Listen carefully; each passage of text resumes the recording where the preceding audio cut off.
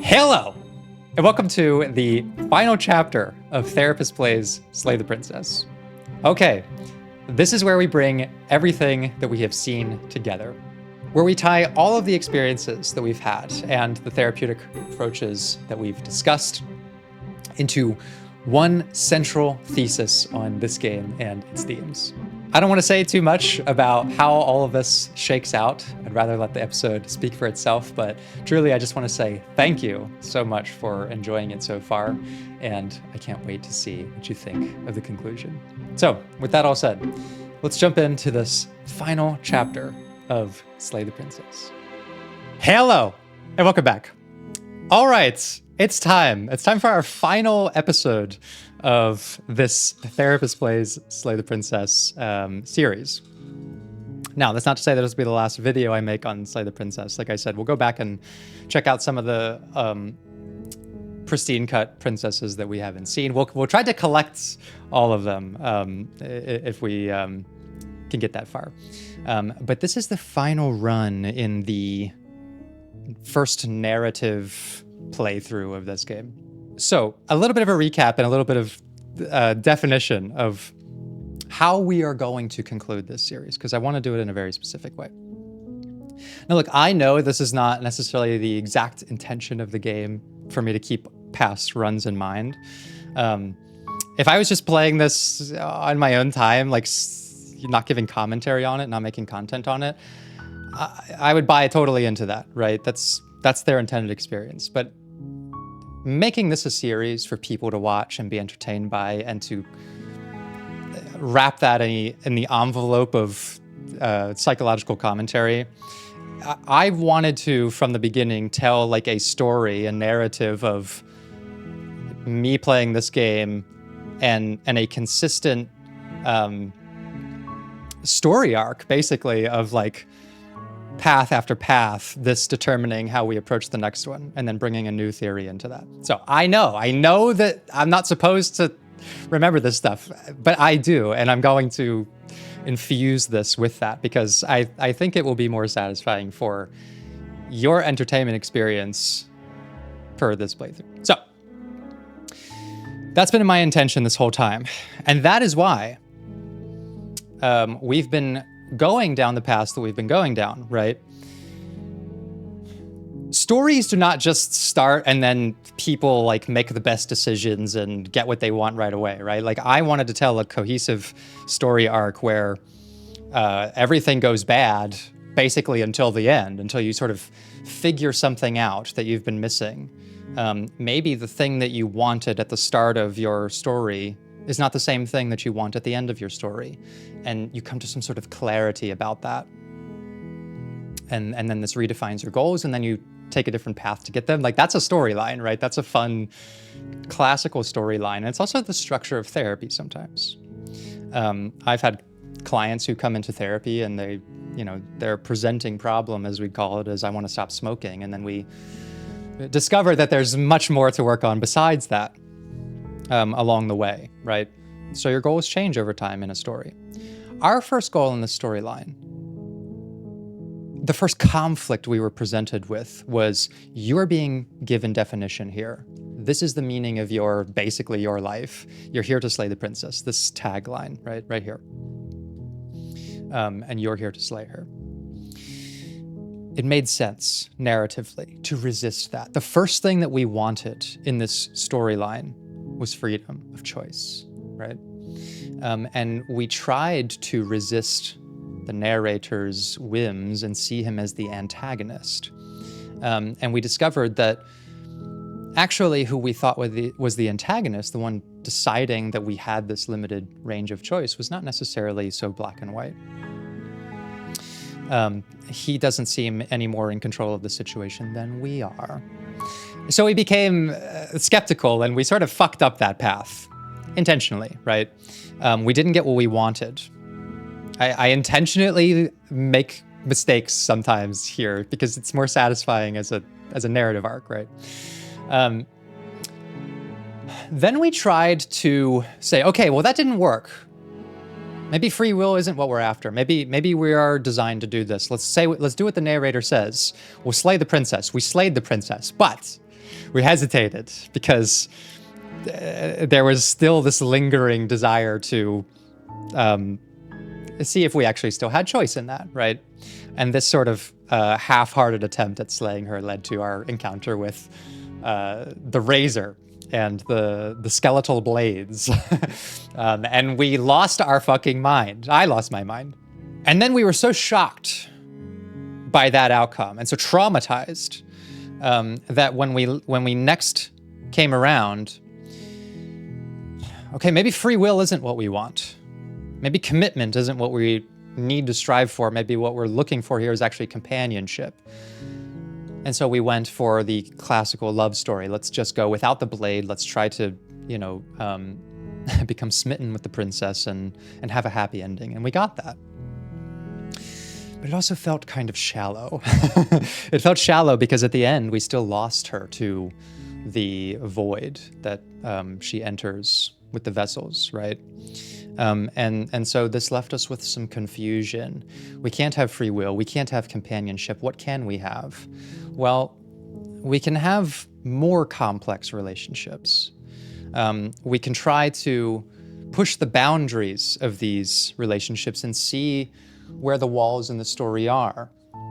And with that confusion, with that intent, we went in and, we came with the blade and we tried to slay her, but then she slayed us, and then we tried to attract the cat girl, and then we ended up with the thorn, and going through not only the trauma of that encounter, but also feeling remorse for the entirety of this experience, reflecting on the situation the princess is in directly due to the path that we choose.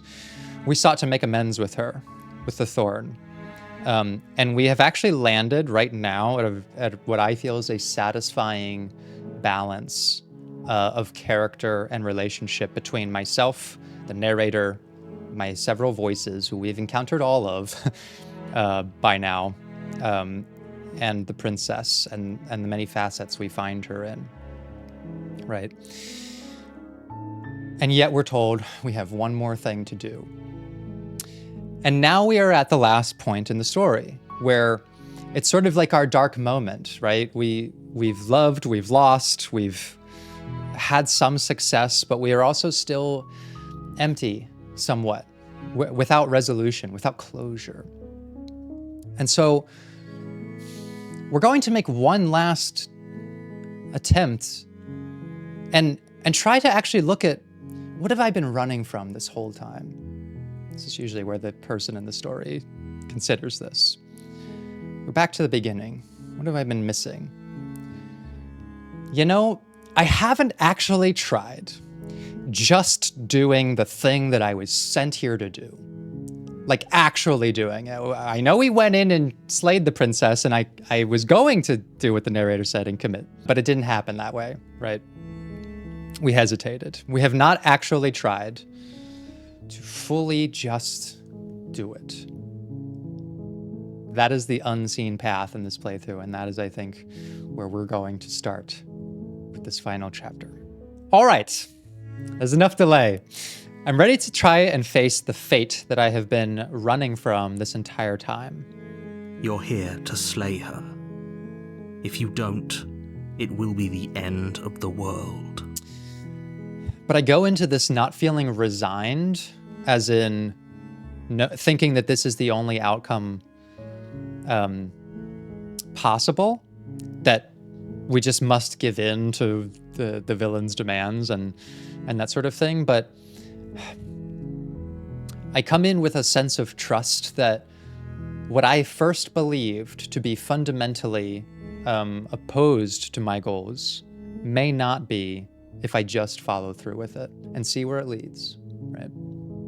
Not be guided by skepticism or denial or impossible expectation. We are just going to do it.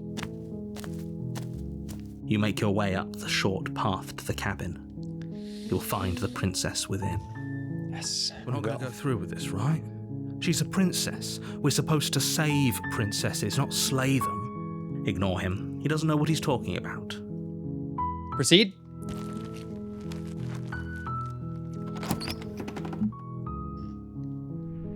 The interior of the cabin is almost entirely bare. The air is stale and musty, and the floor and walls are painted in a fine layer of dust.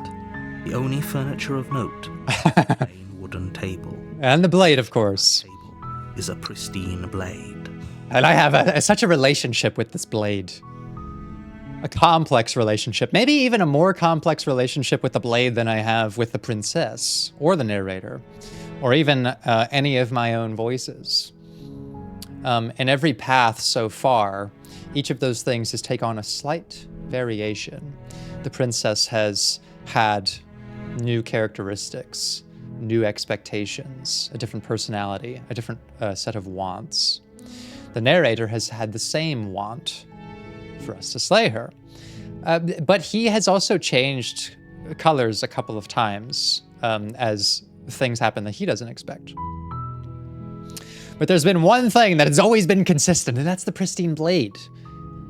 It's not there to judge what is right or wrong. It just is. It is the fundamental truth of this story that there will always be a blade for the taking. Should you choose to take it? Should you not? It's up to you. But it will always be there, and it will always have the same purpose, right? Even when we have tried not to have the blade, it gets tossed into the story anyways.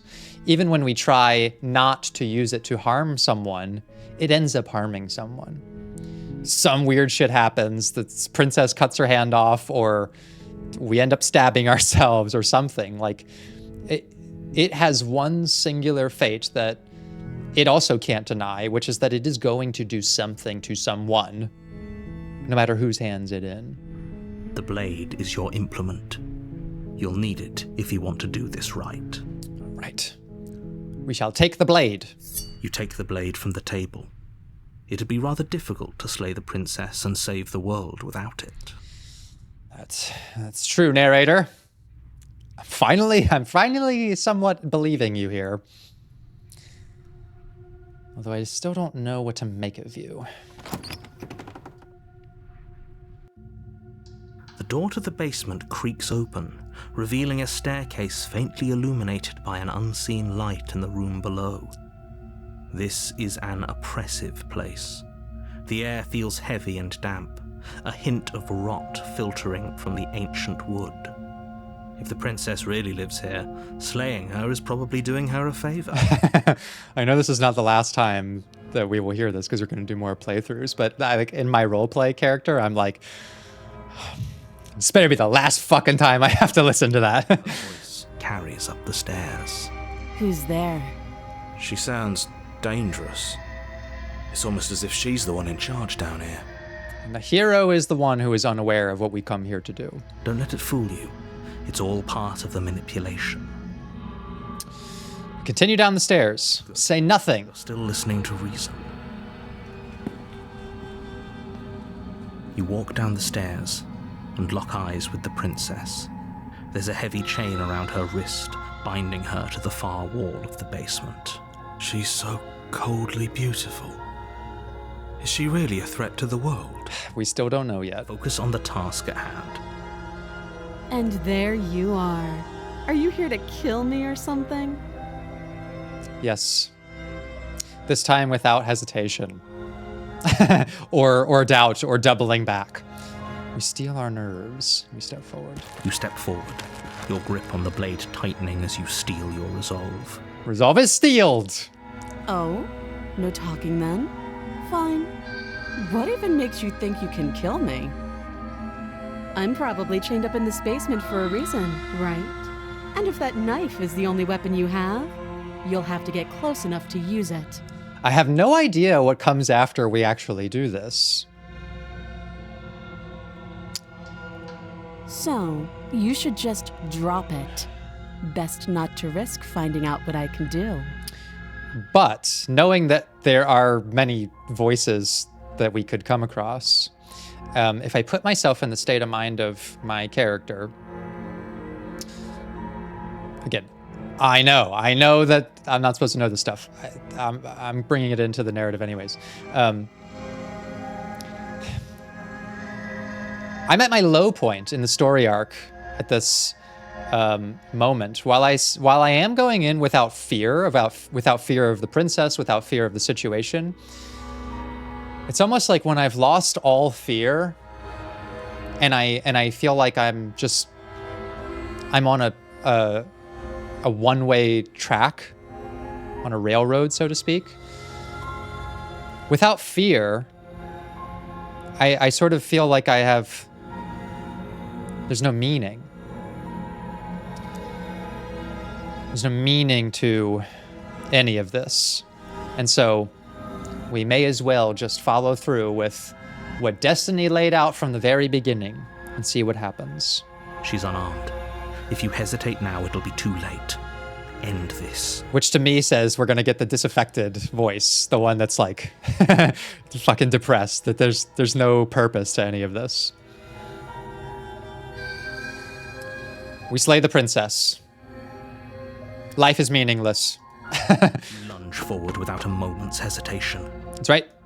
You feel flesh easily give way and look down to see your blade already sinking deep into her heart.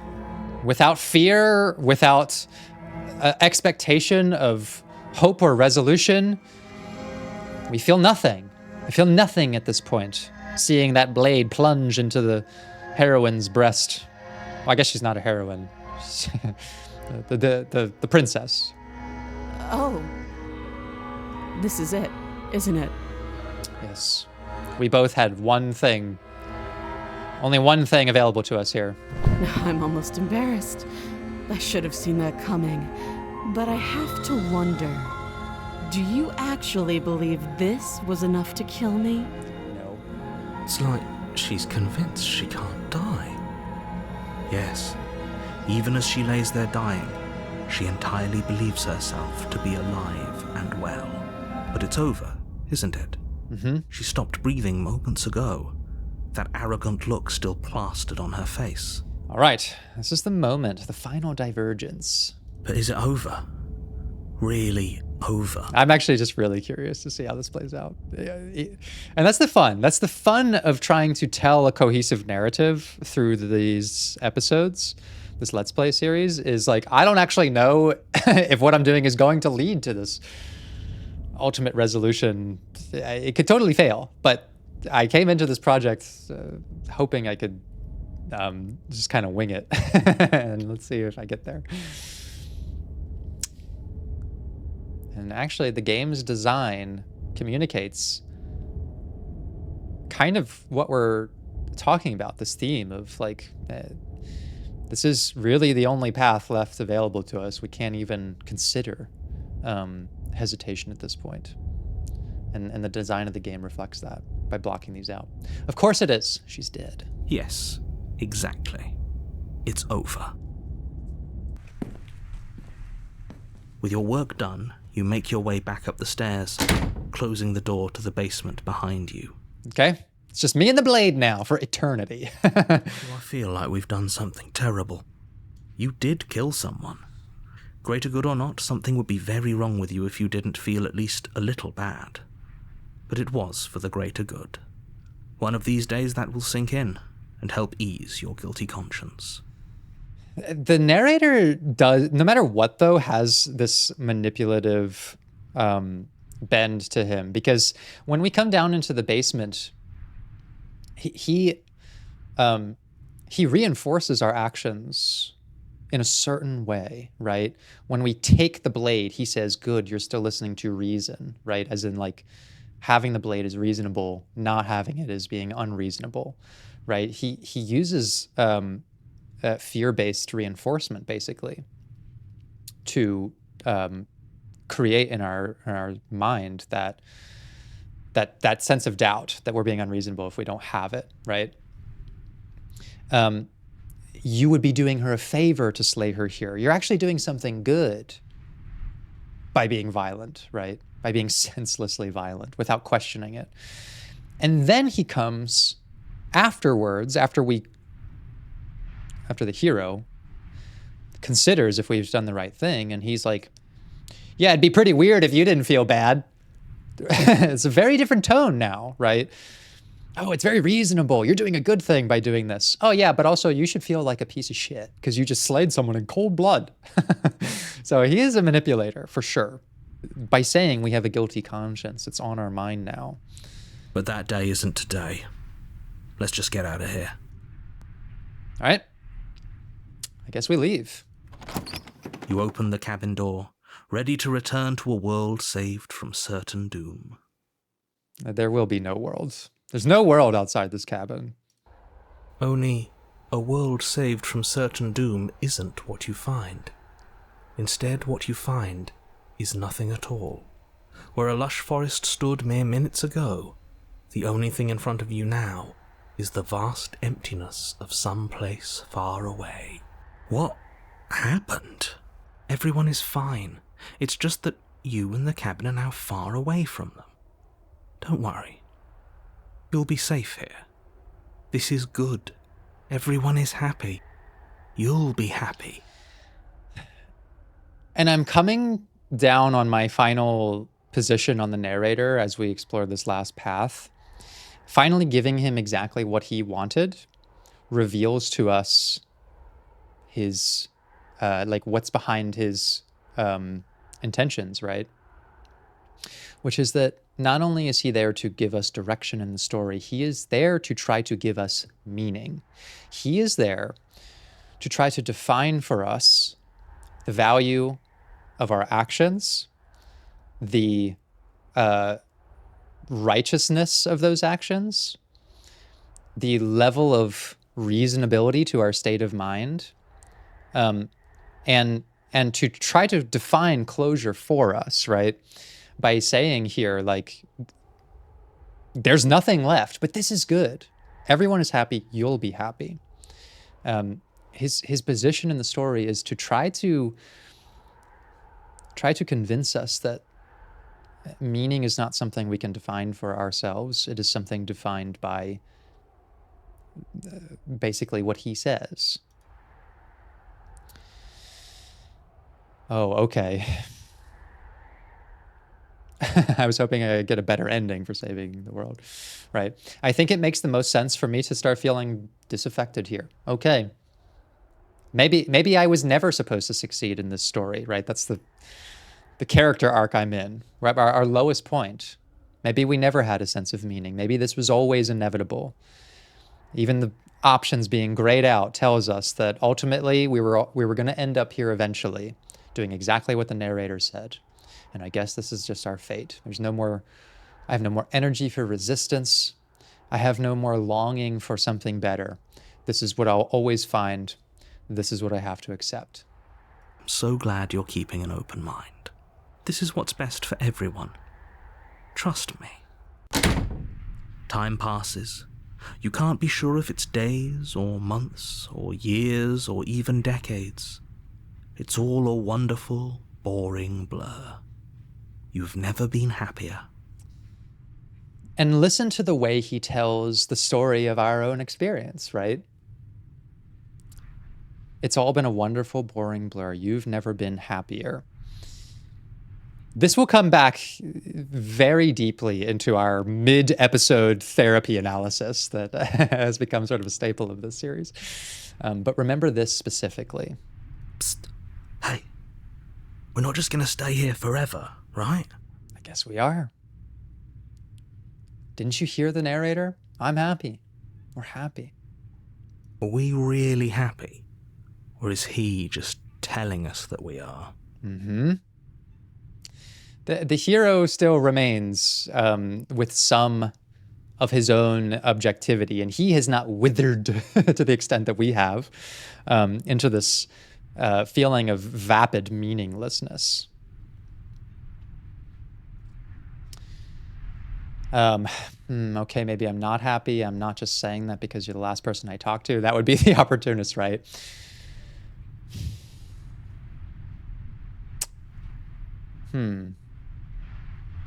I mean, I'm not sure of it. But at the same time, I think it makes sense for us to question if do we even know what happiness is? We've gotten the princess freed. We even kissed the princess, What more could we possibly want from this limited reality? And yet none of that has made us happy. So maybe this really is all we wanted. Guess we're sure of it. Really? Well, if you ever change your mind, just let me know, I guess. More happy time passes, though the word begins to lose its meaning. Time, that is, not happy. Happy still has plenty of meaning. Yes, but not something that we were able to define for ourselves. Please, shake yourself out of it. We have to get out of here. The little voices, please, fall on deaf ears. Eventually you pass into a blissful state of pure existence. Though words like eventually and pass ceased to have any meaning to you long before that shift, you simply exist. Happy. Forever. The language aspect of this is also going to be really important in our analysis, and how using these words and like how he's assigning them to our experience. So yeah, just keep all of this in mind. I want to see how this goes first. I'm already committed to my completion. You cannot go further astray. Right. Okay, interesting. The vessel has never intruded on our path until the very end. And she's just kind of overrided this decision that, like, you can't just, this can't be the end. You haven't given me, like, a new perspective, basically. Okay, maybe I'm not happy, and I'm not just saying that because you're the last person I talked to. Good, because I have an idea to get us out of here, though you're probably not going to like it. What did I say earlier? The blade has one fucking purpose. And even when there's no princess to slay, it must be the final thing to act in every run. So we probably have to turn it on ourselves. The blade. We can use the blade to get out of this. I fucking knew it. I can hear everything you say, little voice. There's only one thing it would want you to use that blade on, and I'm afraid that thing is you, dear hero. Yeah. He's right. It's the only way out. And even in this moment where we have chosen a path of complete acceptance and complete surrender of our free will, there's still this little part of us that clings to it. Do you hear that? It wants to take this happiness away from you. It wants this wonderful place to end. Stop trying to redefine for yourself what happiness is. Stop trying to inject your own decision-making into this. This is all that's left for you, and this is happiness. Do you not? There's more for us to do, and the only way for us to do it is to take that blade and use it. Hey, look, we've tried that before. When when we were like, fuck it, in front of the razor, let's use the blade on ourselves. She'll find that crazy and weird. So we had the right idea. We just had it too early. Don't you dare. We're gonna do it. Anything to get out of this hell. Thank you. I made this happy little place for you. Is this not a good enough reward for saving the world? An eternity of bliss? You... Ingrate? How dare you? It's such an insulting word. Fine. Whatever. For the first time since time stopped meaning anything, you throw open the door to the basement and walk down the stairs.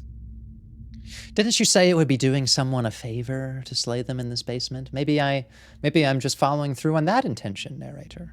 Doing myself a favor. The princess's body is dust and bones, though the blade you used to slay her is still as pristine as the day you first held it. Oh god, this is so depressing. You pick up the blade, you stab yourself, and you die. That's right. The blade always finishes. Nice knowing you. All right, let's see. Let's roll the dice on what we get. Chapter 2, The Spectre. You're on a path in the woods, and at the end of that path is a cabin. And in the basement of that cabin is a princess. Okay. See what voice we get, and then it's time to give a bit of a breakdown of what we're seeing so far. You're here to slay her. If you don't, it will be the end of the world.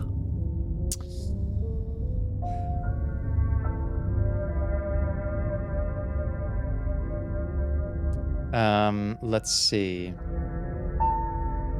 But I killed myself. What am I doing here? I can assure you that you're not dead. And to answer your second question, you're here to slay the princess. I literally told you that a second ago.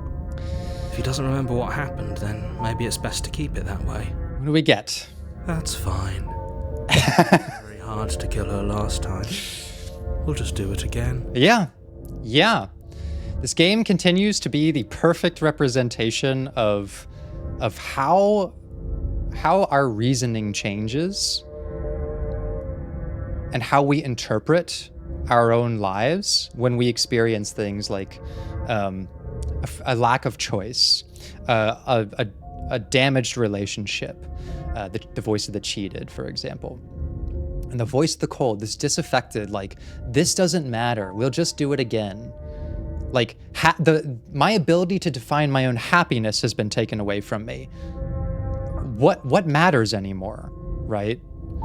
And so it's time to bring in our final psychological perspective that I think is going to summarize one of the main themes that I have taken away personally from this game overall. And this is an approach and a perspective that is fundamental not only to my way of practicing therapy, but just the way I see life. And it is called, quite fittingly, narrative therapy. Okay. So if you have not heard of narrative therapy, lots of people have heard of cognitive behavioral therapy, and I brought in dialectics last time, schema therapy, gestalt therapy. There's all kinds of therapeutic perspectives, okay? And when I was training to become one myself, I was looking for what is going to be my main modality.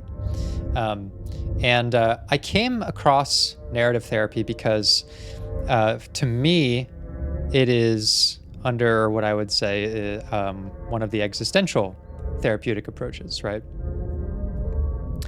Which basically just means that it is focused primarily on meaning, right? It's not necessarily focused on modifying behaviors or cognitions, or skill development, right? Like DBT might be. Those things can happen as a consequence of this type of therapy, but its main aim is at exploring and understanding sources of meaning in our lives, right? And there's lots of different types of existential therapy, but narrative's focus is on how the way we tell stories about our lives, which the way we tell ourselves our own story tends to directly affect the behavior that follows. So you can basically think of it as, based on your experiences, we come to certain narrative conclusions about our life, right? Things where we define ourselves by those experiences. For example, the idea that I am a failure comes out of a storyline of seeing yourself repeatedly try things and have them not work out, right? All of your expectations, they never seem to be met. Your relationships don't work out. Opportunities stop presenting themselves to you. Like, it could be so many things that factor into this neatly packaged idea about your life that is born out of a complicated, massive web of other storylines that just lead to this, okay? This is not the storyline itself, it is just the conclusion of the storyline. And we make a definition about ourselves from that. This affects our behavior because I can imagine someone who believes this, associating failure so closely with identity, is probably not going to seek out many new opportunities, right? What could they possibly present to me? Because it's not an external thing that can change my life. I am the failure. Like, no matter what offers of success or support that I can get, I am going to fail at those things, right? I may actually avoid people and people's help because I don't want my failure to rub off on them, right? Like, you're going to be so disappointed if you try to help me because it won't work. I'm just a failure, for example. We may feel undeserving of that help to begin with, right? We may not seek growth at all, or try to take risks or push our boundaries. We will end up kind of like the voice of the cold has, just feeling like what is the point? Why try anything? Because I know deep down in my heart that this is a fundamental truth. That is my life. That is the storyline of my life. And we see the behavior present itself, okay? So narrative therapy takes the approach that rather than trying to change all of these behaviors one by one and say, oh, okay, well, let's do some exposure therapy and,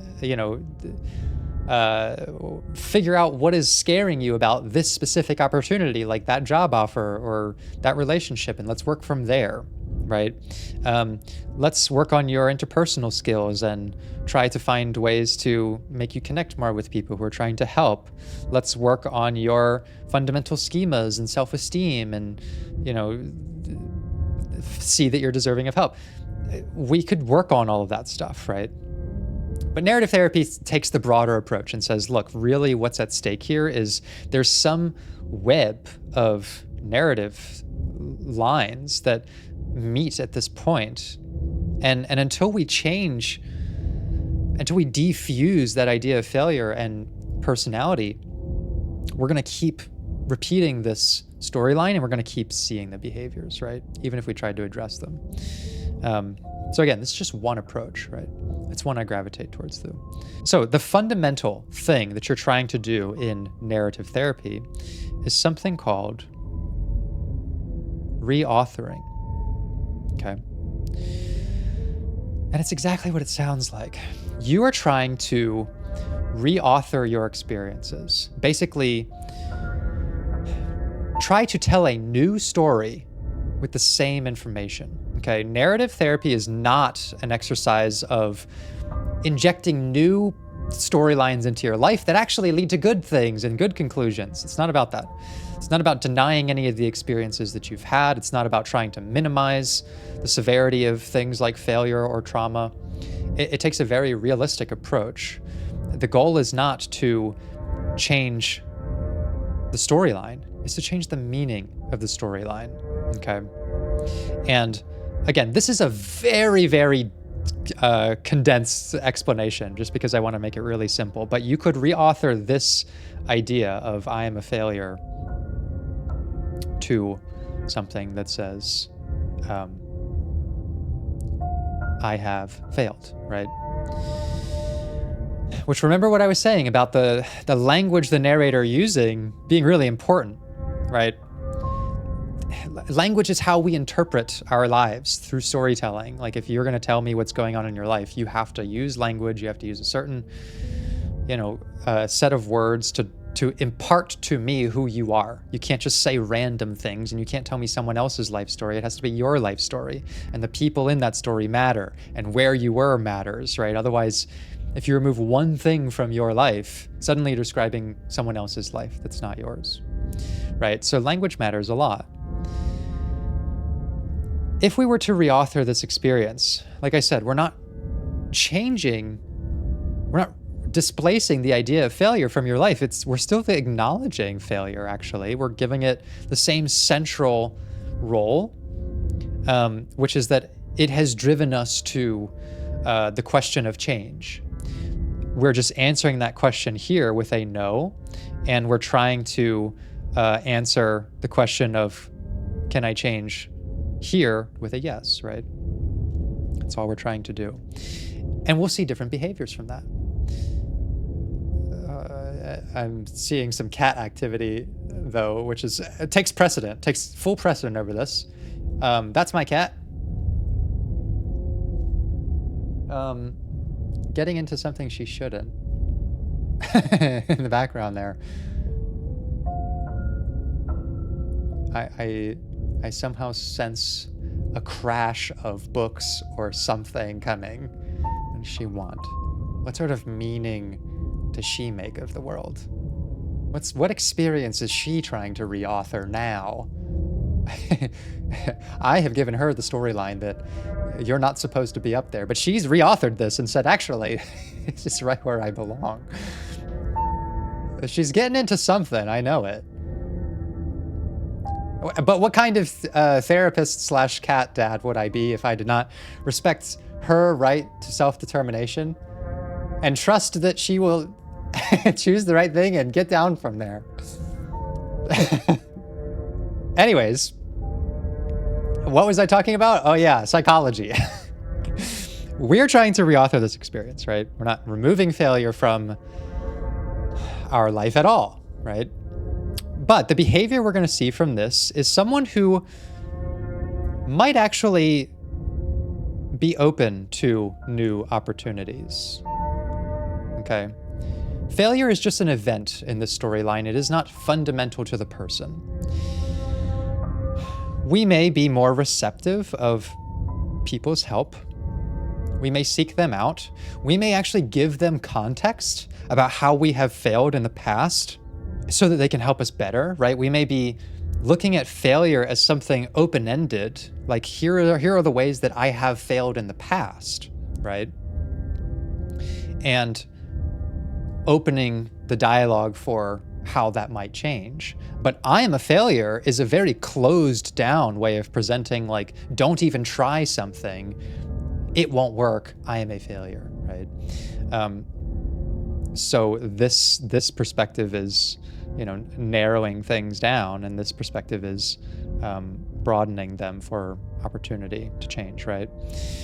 We may be more opening to other people's help. We may develop a deserving attitude about that help and seek growth. And in fact, the person who believes that I have failed means only that failure has been one of my experiences, but it is not every experience that I have or will have, actually is able to look at failure as kind of a resource, something that will actually elevate the potential for success, because there is a fundamental understanding of what the failure was, because I don't attach it so close to my identity that I lock myself into that one idea and I leave nothing open-ended, right?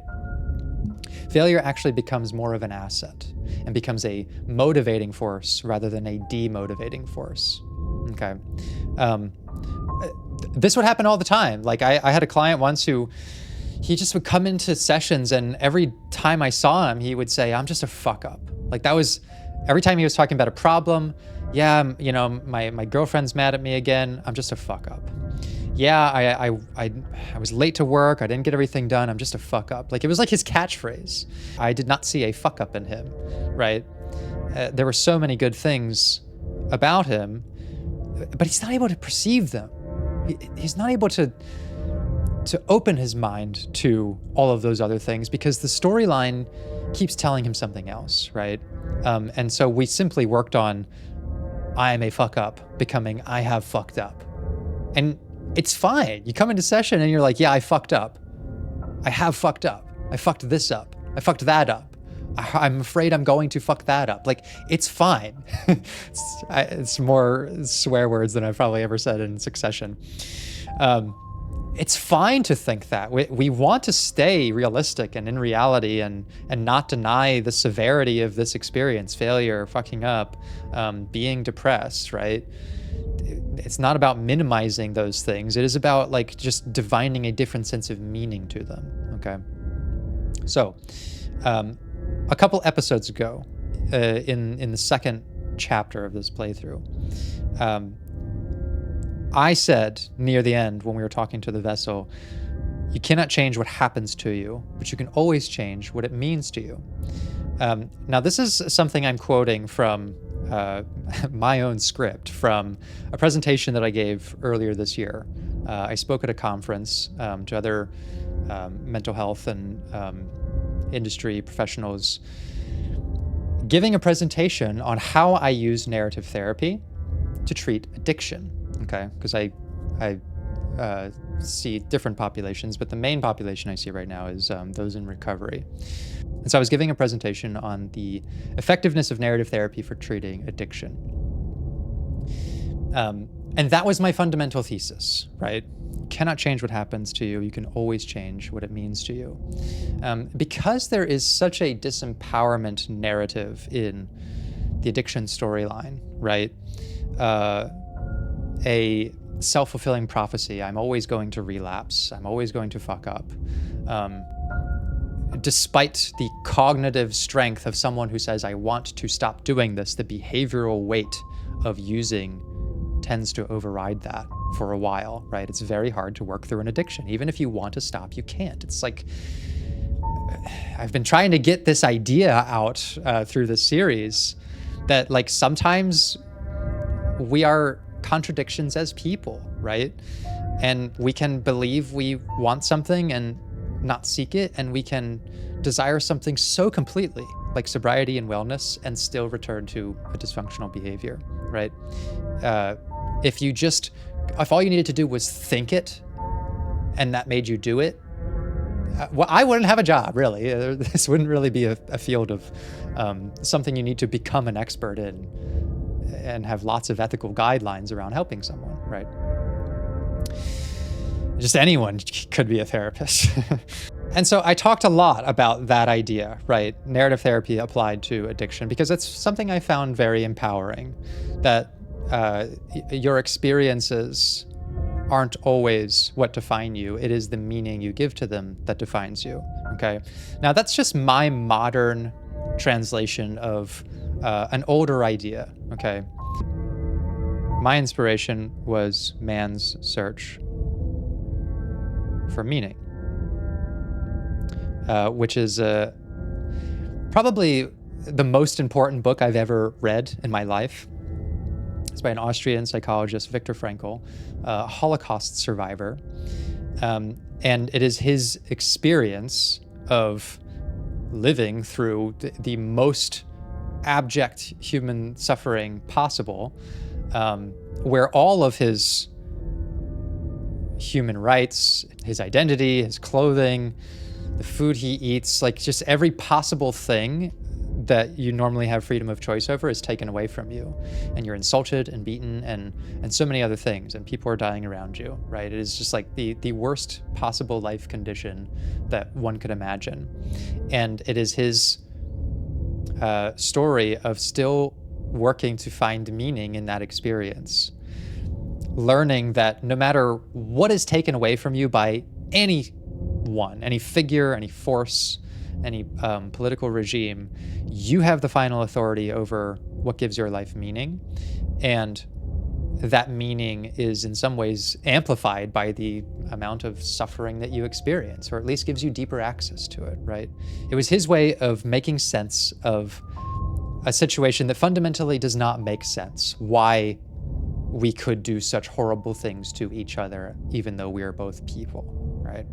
And this is a very life-affirming book that I think everyone should read, because it puts into context and focus the thing that we are all looking for, and tells us that no matter how bad things get, that thing we're all looking for is always available, and his life is there to prove it. I believe somewhere in his book he quotes Friedrich Nietzsche, who said, "He who has a why to live can bear anyhow," right? So it's kind of just that. It's that idea, right? It's just my spin on it. In a way that makes sense to me, which is basically to say, when we have meaning behind our actions, we can endure basically anything and still find a way to go through it, right? I'm bringing all of this up and this perspective on narrative therapy because I think that that's one of the fundamental themes of this game, which is, we have been trying to divine from our experiences a sense of meaning. Like, where does it come from? Maybe meaning comes from making my own choices when someone's trying to deny me that choice. Maybe meaning comes from defending ourself when we're under attack. Maybe it comes from finding companionship and relating to someone who's trapped. Maybe it comes from making amends to someone we've harmed, in the case of the thorn, right? We've tugged at all of these threads, trying to find a sense of meaning. And that's where the narrator has come in. Like I was saying, to his role in the story is, no, I am the one who decides for you what your life means, what potential conclusions it can have, what happiness should mean to you, right? You don't get to define this for yourself. and that's what we're still struggling with. Now, we are not there yet. We are not at the reauthoring stage of this to be able to translate our experience into something motivating, right? Motivating us for change. The voice of the cold has come through because we are at this low point where we have bought in. We've bought into the idea that the narrator is in control. It wasn't hard to kill her last time, we'll do it again. My decisions don't matter, right? I am not going to resist the cold's disaffective state and immediately try to, divert from this path. I think for the narrative, it makes a lot of sense for us to be led by this perspective for a bit, until I see an opportunity for us to do this reauthoring work, right? Where we are trying to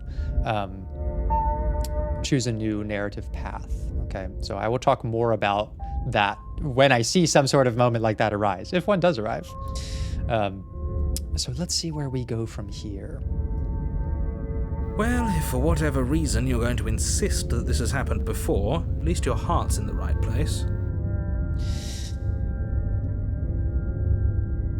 Let's assume I'm telling the truth and all of this really did already happen. Why should I listen to you? Why should I bother doing anything? Yeah, I currently don't have a why. I don't have a why, and so I'm not finding the motivation for how to get myself out. Those are two very different questions, but fine, I'll indulge you if that's what it takes to get you moving.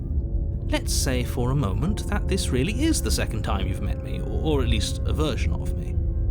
You died last time, which probably only happened because you didn't listen to me. No, I listened to you completely this time. I didn't hesitate. I chose every possible path. Like, what more could I possibly do to listen to you? You manipulative bastard. Oh, we listened to you plenty. Yeah. The princess, just like you asked us to, and then you locked us away in an empty void for eternity. So we slew ourselves, too. No, I am naturally not so disaffected. As we talked about in the last episode, my natural response to this, although it contains the same content of like, why do anything, it doesn't matter. The tone of my voice sounds a lot more like skeptical or opportunist, and maybe smitten. Those are kind of my trifecta. Well, if you killed yourself, then you weren't listening to me, because I would never want you to do that. Believe it or not, I care about you. Oh, you slimy bastard. And I believe your other question was something along the lines of, oh, what's the point of doing anything? It sounds to me like you're making the rather dangerous assumption that your actions last time around didn't have any consequences. Okay. I don't know what the consequences will be, though. What do you mean? Of course there weren't any consequences. We slew the princess, the world outside the cabin disappeared, we died, and now everyone's right back where they started. That sounds pretty consequence-free to me. Yeah, good point, hero. Yes, but in this purely hypothetical scenario, that begs the question of how you got back here. Did time simply rewind itself, or were you instead transported to a different world entirely? Had you failed to slay the princess, what would have happened to everyone in the place you left? I have not seen evidence of a single other person in this world besides, well, the princess. She's the only humanoid. It doesn't matter, because we didn't fail to slay her. And if she's really back, which I doubt, it'll be just as easy to do it again. But after that nasty trick you pulled on us, maybe she's not the only one around here in need of slaying. Oh. The voice of the cold. He's not just generally disaffected to everything. There's a bitterness to him, specifically towards the narrator.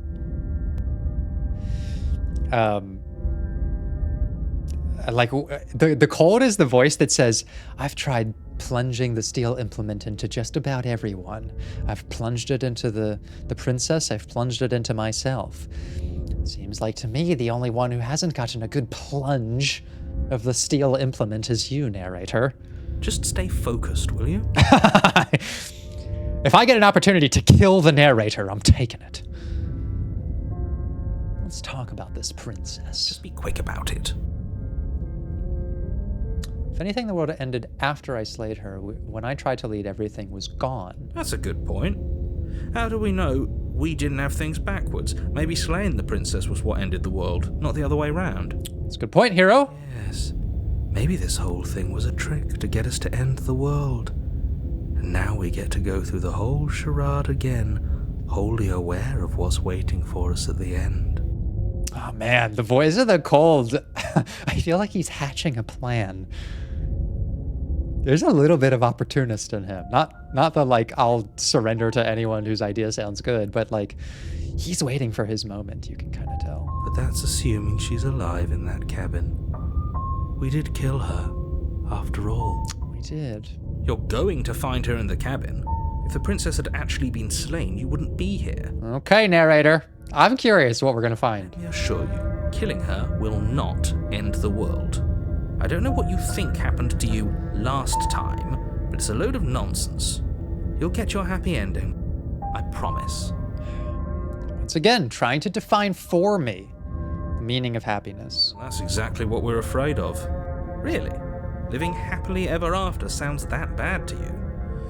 Oh well, there's no use arguing over your masochism. The cabin awaits. All right. Well, I feel like it's, we'll explore these. This is probably our last run through this. Again, we'll do other runs, but this is appropriate to the moment that we check these out. Last time around, I stabbed her in the heart and she died. How could someone like that enter the world? She just can. You'll have to trust that what I'm saying is true. Trust me, bro. Okay. What is this place? Locked her in that basement, and I told you what this place is. It's a path in the woods. Don't overcomplicate things. All right.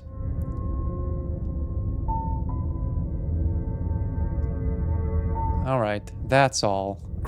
Now, if you don't mind, the whole world is waiting with bated breath for you to save it from ruin. I don't think those responses are going to get much from the narrator. He's just going to give me the runaround.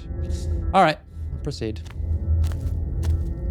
A warning before you go any further. I guess there is a path that we didn't try. We never tried just walking away from this. Maybe that's one we'll do when we're doing another run of this. She will lie, she will cheat, and she will do everything in her power to stop you from slaying her. Don't believe a word she says. Who am I gonna get? Am I gonna get crazy? Am I gonna get mad? Am I gonna get sad princess? What am I gonna get? She won't be a problem. I'm starting to think voice of the cold does not mean like cold to the reality of his own fate, but cold like cold-blooded killer. I'm kind of scared of the cold, actually. Let's proceed. I don't know how I feel about this guy being in my head. The interior of the cabin is cold, a soft odor of dirt permeating the air. Cobwebs flutter in the corners. You can hear wind whistling outside, banging the shutters against the windows. The only furniture of note is an elegant antique table with a pristine blade perched on the edge. Okay. The blade is your implement. You'll need it if you want to do this right. So, the cabin is more so styled like someone lived here, but now it's just decaying.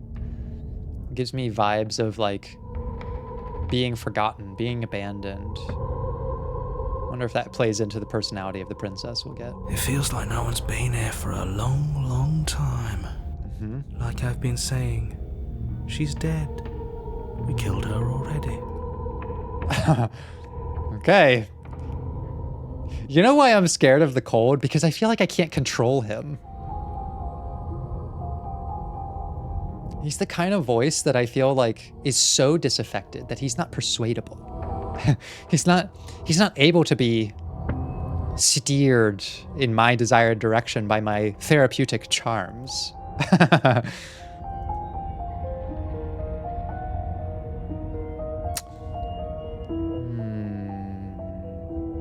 Let's see if we get anything about the cabin. Very different. Maybe that's because you haven't actually been here. I hope this means you'll finally drop that ridiculous second life proposition. You haven't died. You certainly haven't already slain the princess. So focus up. A lot's riding on this. So, like I said, please remember, I'm making decisions based on like role play here. Because there's going to be 10 people in the comments who are like, well, you said you wanted this to happen, but you took the blade. Why did you do that? Because I'm letting the mindset of the character who is a dominant force guide what I'm doing. I think that's more satisfying narrative. And like I just said, I don't feel like I can control the cold based on the condition I'm in, right? He's overriding my perspective right now. And he's determined. He's determined to just to validate his own perspective, which is that this doesn't matter. And I'll do the same thing I did last time and I'll feel nothing about it. Which means we're taking the blade. Put your comment. Someone's going to write in the comments, you just want to take the blade. Find any way to justify taking the blade and I will. You take the blade from them. It would be difficult to slay the princess and save the world without a weapon. It would, wouldn't it? All right, we've done the whole mirror thing. Nothing really happened, so it wouldn't be amazing. The door to the basement groans open, revealing an old banister and a creaky wooden stairwell. Everything is coated in a thick layer of dust, and you can feel it settle into your lungs as you breathe in the stale air. The very building itself feels dead. If the princess lives here, slaying her would probably be doing her a favor.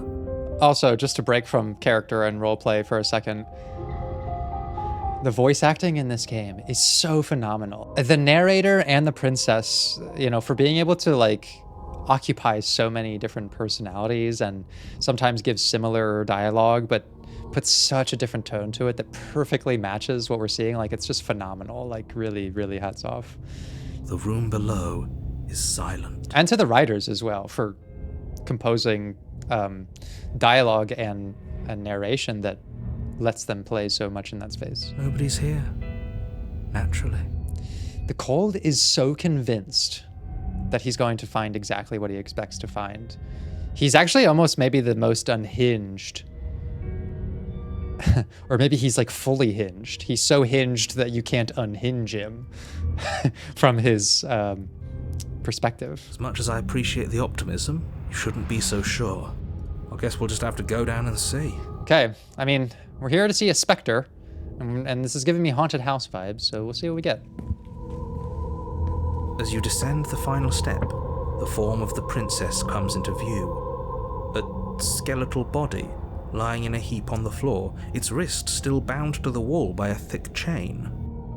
Oh, fuck. Okay, she's definitely dead. Oh, fuck, guys. The Cold was right. This is going to give him so much power. He's going to say, see, I told you she was dead. I told you we killed her. It's just like I told you. Yeah. Have a chance to finish your thought. The top of a head appears from underneath the floor. No way. 2 deep-set eyes stare up at you, followed by a mischievous, skeletal grin. I don't think the steel implement is going to be able to stab that. And finally, the rest of the body floats up to join the head. Wait, this isn't right. What's going on here? She's still chained, though, interestingly enough. Ghost! Oh. Wow. How absolutely terrifying. What's a ghost supposed to do to us? Like I said, he's fully hinged. Normally we say unhinged to mean maybe something dangerous, but this guy is fully hinged. He's so shut down that he cannot be touched. Oh, it's you. Hiya, Keller. I was hoping to see you again. I have some issues with how our last meeting went. Oh boy. Despite, I don't think that we're going to be able to do much to her, but I feel somehow that she's going to be able to do a lot to us. The princess drifts across the room into your orbit, gently running her fingers across your shoulders and down your neck as she circles you. Her touch is cold and ethereal, formless yet real enough that her icy fingertips send shivers dancing across your skin. So she has a body, and she's right there. That means we could kill her again, if we wanted to.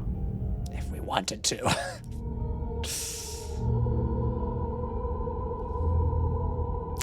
Let's see how things play out.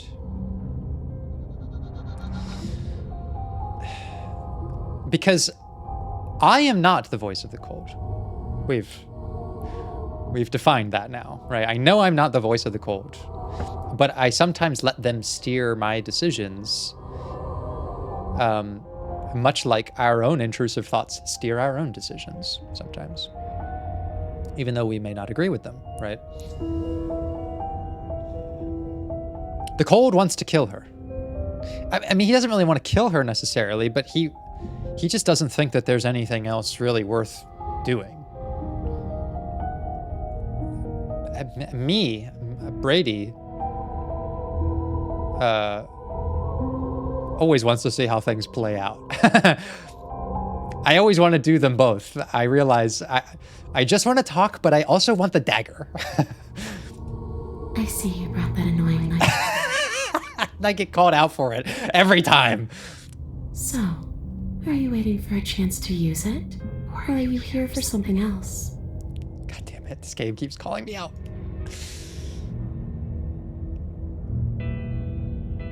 This is what I was trying to tell you in the woods. This already happened. You threatened me. Do you want me to die? Do you want me to kill myself to satisfy some sick revenge fantasy? Is there any way I can make it up to you?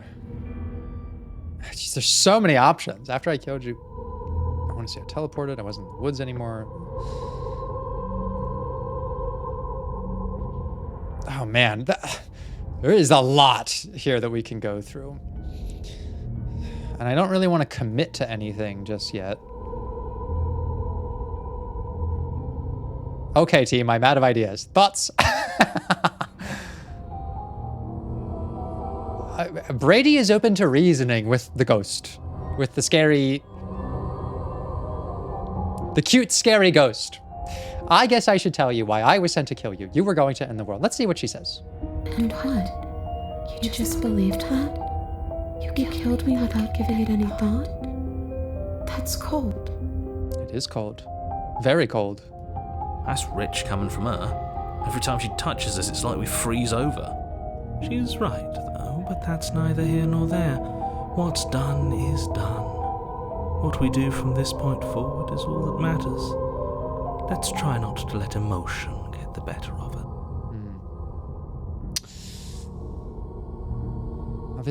Obviously, it was wrong of me to believe that. How could you have ended the world if all it took to kill you was a knife to the heart?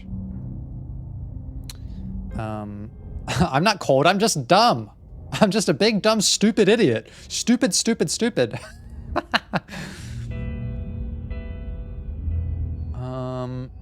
Well, were you going to end the world? No, we know she's not going to. I do think it was maybe a little bit wrong of us to just believe that.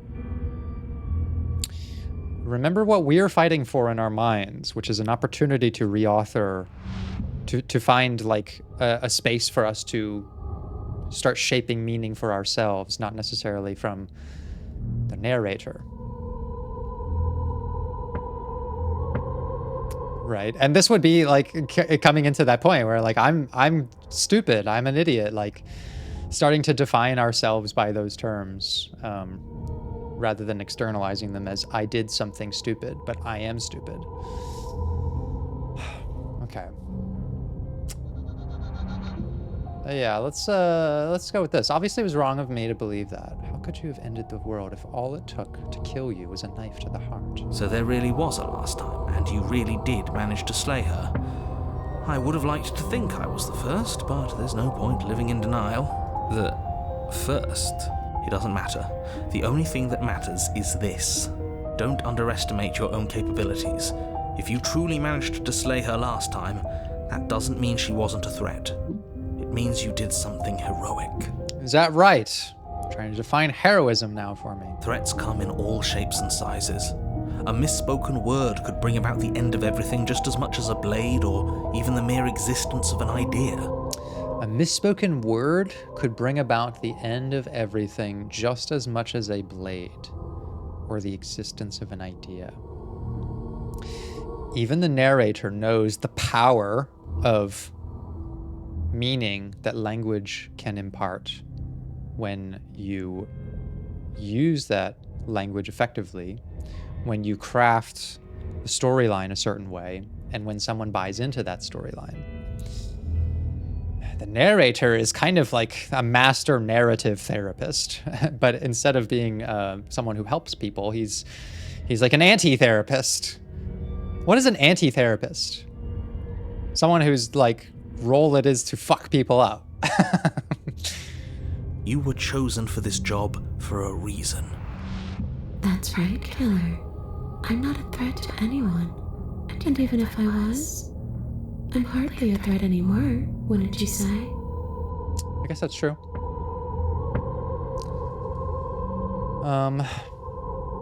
Do you want to end the world? The only thing I've ever wanted was to leave this place. It's still the only thing I want. Okay. Somehow I believe her. Even if you don't want to end it, does letting you out mean the world is going to end? Well, even the cold doesn't think that that's worth exploring. Well, what are you going to do if I help you get out of here? Is this where we can start to define new meaning for ourselves? Is the cold has no investment in getting rid of the princess.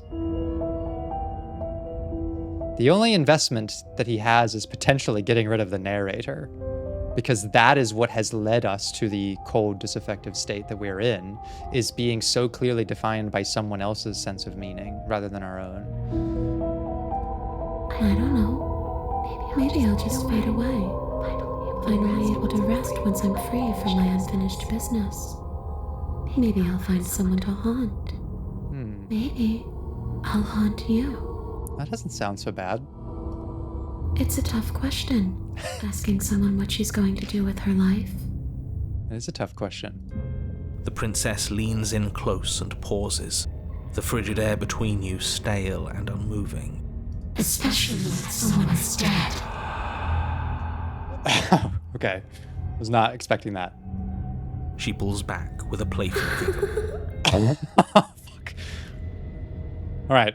My stress meter is going up now. I don't think most living people could answer that either. Does anyone actually know who they are or what they want?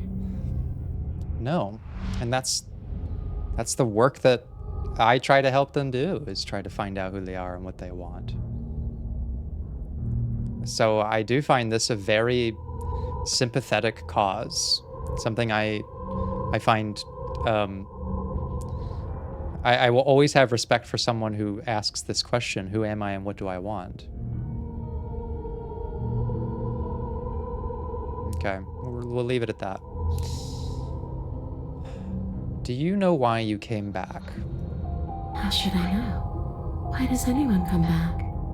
Maybe I have unfinished business with you. Or maybe you have unfinished business with me. All I know is there's a hole in my chest.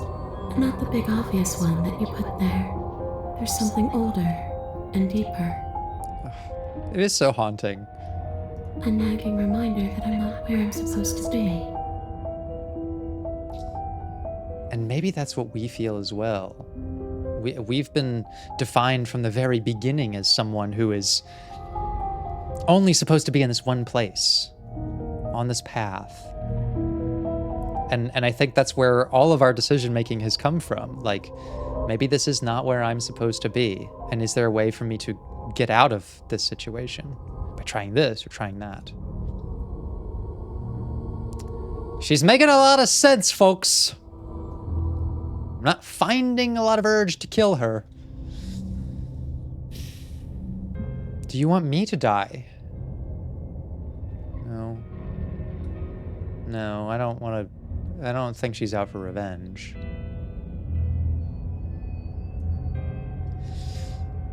What do you want from me? Let's see.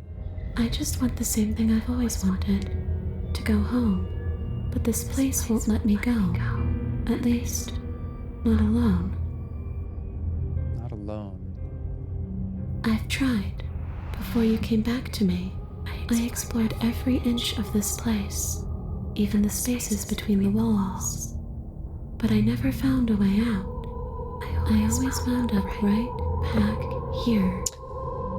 So, let me bring into context one of the fundamental perspectives that we take when we're thinking in terms of narrative psychology, okay? Because it's very relevant to what the princess is feeling and talking about here. And this is something that I do bring into the discussion whenever I am using narrative therapy. So if I asked you to tell me your life story, right? You're going to tell me probably something close to, here is where I was born, this is where I grew up, these are some of the main things that have happened to me, these are where some of my ideas come from, these are the people who are important to me, right? Here is where what direction I'm going in life right now. And then if I asked you to tell that story again the next day, you're probably going to give me the same story, although certain things may be truncated or expanded upon, right? Someone else might ask you, and depending on who that person is to you, you're probably going to do the same thing, right? There are certain subjects you'll get really deep into and some you'll kind of skip over. It depends on how well you know them. But the fundamental storyline, it doesn't change that much. We tend to change little bits of it, just leaving things out or including things. But the story doesn't change all that much, usually. And this is the kind of thing that leads us to those very prejudiced ideas that we develop about ourselves and what we're capable of, because, you know, telling this single storyline kind of narrows down our life path to things that we have evidence that doesn't change, that tells us that's the direction we're heading in, right? And it was this failure here, and it was that breakup there, and it was this trauma here, and we can't just exclude that and tell a different story, right? So this is the more complex work of narrative therapy, which is to consider that we usually start with a single storied view of our life. And narrative recognizes that we actually live many storied lives, okay? All kinds of experiences that we don't always factor in to the storyline, which may actually leave us with different conclusions than the one we tell ourselves we're fixed to, right? And so narrative therapy, like I said, it's not about changing your experiences. It's not like you're not making shit up that didn't happen to you, but you are starting to factor in parts of the storyline that we normally overlook or that we haven't revisited in some time. And this process of reauthoring leads to new senses of meaning about those things. And this has a couple of effects on us.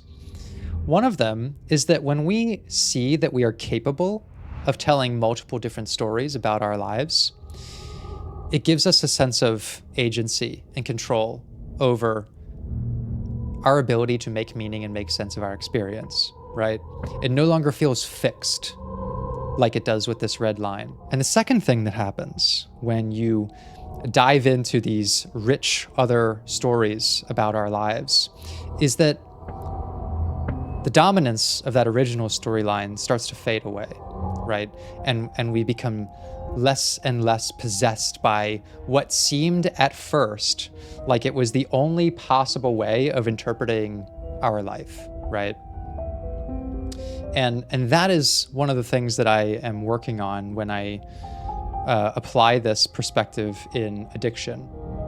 I'm looking for a way to disempower narratives that disfavor the person and their skills and their abilities, and empower narratives that don't just tell a better version of the person, but just tell a more realistic and inclusive one, right? That addiction is a part of this person's life, but it's not their whole life, right? And the more we make it our identity, the more it drives identity. And we can see that some of the pain that comes from the princess is that she is feeling very much in this like single narrative mindset right now. Like that this is my life. This is what it's always been. This is what it always will be. And all I've wanted to do is to go home or try to escape or be something other than this one thing. And for us as well, this has been our experience, right? Like the opening lines of this game are, you're on a path in the woods, and at the end of that path is a cabin. And in the basement of that cabin is a princess. You're here to slay her, right? Like the first thing that you hear in this game is, this is your story. This is your one narrative line, right?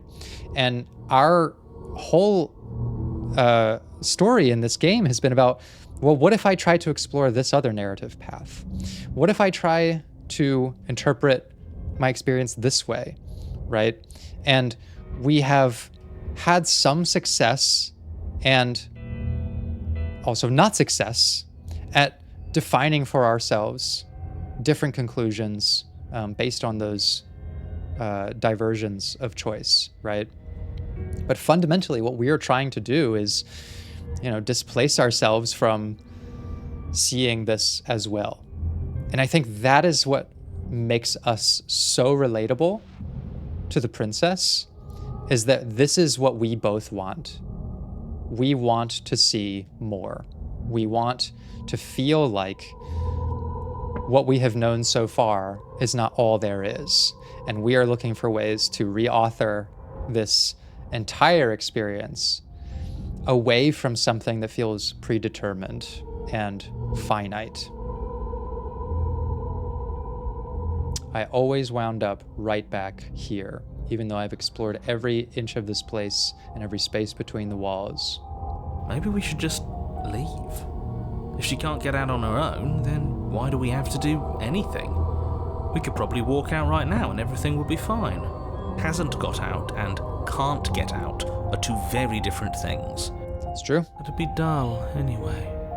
It's more interesting if we make a choice. But you can come and go as you please, can't you? So, let me hitch a ride. After all, you own me. While I do relate to you, princess, I could do without the jump scares. Absolutely not. Is she asking if she can possess us? Can she do that? She is. And I hope I don't need to explain why you can't let that happen. It would be catastrophic if she managed to escape this place. And if you let her in, there is very little anyone could do to stop her. I guess there's a possibility that, like, we've tried to walk out on our own. We've tried to walk out with her.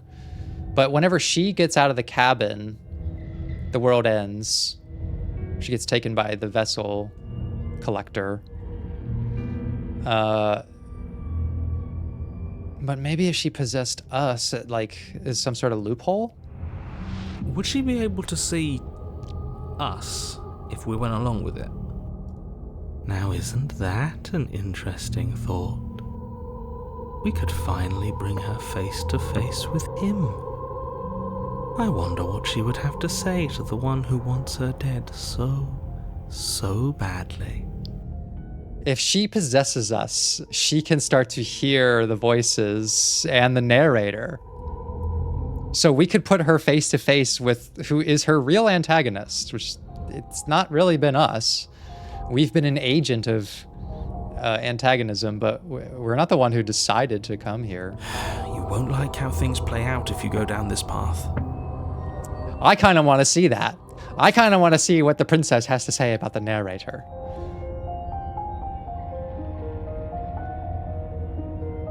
Interesting.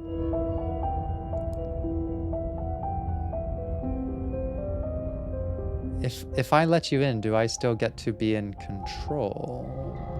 Sure. Why not? That doesn't sound very reassuring. No, it doesn't. It could be the best way to trap her for good. Doesn't seem like it would be very easy to end the world from inside someone else's body. It's starting to make sense to me. That is a very dangerous train of thought. I think the narrator is about to get spooked out. Can you jump scare the narrator, please? I want to see that. Sounds great. Do it. Fuck it. Why not? Maybe this is the way to break the cycle. Or to let the princess possess me. The princess swims through the air in front of you, pausing for a brief moment as her dark-rimmed eyes stare deeply into yours. There's a hunger in her gaze. You're really trying to make it up to me, aren't you? Thanks for being a pal, killer. I mean it. And so we find maybe a different path to resolution and amends with the princess. Not by setting aside our differences, but by becoming one. What are you doing? Don't just let her in. How many times do I have to tell you? Now I open a new narrative path for you, narrator.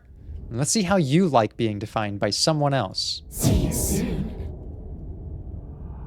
She rushes forward and then she's gone. All right. A sharp chill spreads across your body.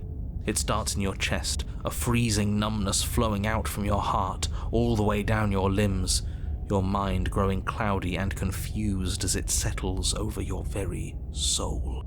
I'm not sure I like this. Can we get a do-over? I'm afraid it's too late to stop now. The numbness gives way to a stabbing pain, your muscles twitching and convulsing violently, each involuntary movement causing more waves of agony to ripple across your body. She didn't say it was going to be super painful. You collapse to the floor, and everything goes dark. If you can't slay the princess, and I can't love the princess, maybe I can become the princess. Come on, you. You've got to get up. I know everything feels heavy right now, but we still have to get out of here. She doesn't sound so scary anymore. Your eyes flick back open as you get your bearings, your vision swimming as... So this is what it's like to be you, huh? Disembodied voice narrating your every move? It's kind of creepy, right? So, it doesn't work like that for you? Clearly it doesn't, or she wouldn't have commented on it. I had wondered about this. Well, the hero, one of us wondered about it, and it put it in my mind that I was curious if she had a narrator of her own. All these shards of broken glass on the floor, are they also supposed to be you? What do you mean? Hey, I'm not a shard of broken glass, It's okay. You can finish your thought. I'm a voice? I'm me, is what I am. This is a weird path. Who cares what we are? We exist. That's all that matters. You don't have to fight. We'll all be out of here soon. You're the only one keeping calm right here. I don't consider the cold very calm. He's not exactly in a self-soothing mood. No, it matters. What we are matters. If I'm a shard of broken glass, then that raises some questions about certain other voices in here too. Yeah. I'm clearly the same thing you are. They're not listening to me. Do they not listen to you either? No, they don't. I'm not talking about you, I'm talking about him. You don't need to know what I am. You just need to know that I'm different from you. More important. No, there's too many of them. 4 is like my fucking limit. When there's so many, this is when I start to lose my shit. So, you're the one who pulled the strings and made me dead. I can tell you don't belong here. You're barely even there. Like the shape of something left behind. You're more of a memory than a person. That's rude. You're kind of like me, actually. I'm just going to ignore her. You push yourself off the ground. The princess is nowhere to be seen. Obviously, she's nowhere to be seen. Because I'm in here with all of you. Everybody knows that. Yes. I'm setting the stage. The room is empty because you made a spiteful, idiotic, and all-round foolish decision. You don't have to let him get to you. You're better than that. You're starting to make things right. Well, thank you for the positive encouragement, princess. Finally, there's someone in here who's invested in my well-being. I'm so glad I have the princess on my side. This is infuriating. Just whatever you do, you can't leave this place. It's not too late to fix this. You want me to stab myself again? Oh, I could actually slay the princess. I can't think straight. There's too much noise. It's okay. We're almost out of here. Just take it one step at a time, and everything will be fine. I'm desperate to find my own meaning here. Everything won't be fine if you listen to her. Look, she is giving me options. She represents the polar opposite of the narrator, at least right now, which is that there are multiple ways that this can go, and we've seen that. We've seen that we can be enemies, we can be lovers, we can be mutually assured murderers, and we can also be nothing to one another. But the narrator can only be one thing to me, which is someone who makes demands and defines meaning for me. One way or another, this is all going to end. Wouldn't it be nice if he ends with it? Yeah, it would. That'd be nice. There's only one way to find out.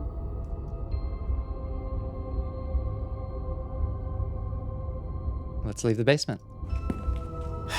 Your legs, weary with the weight of the princess's spectral form and clumsy with the cold that still pervades them, stumble towards the stairs. Right, moment of truth. Trying to get home. You don't have to act like it's the end of the world. Tell him, princess, I've been trying to say this shit the whole time.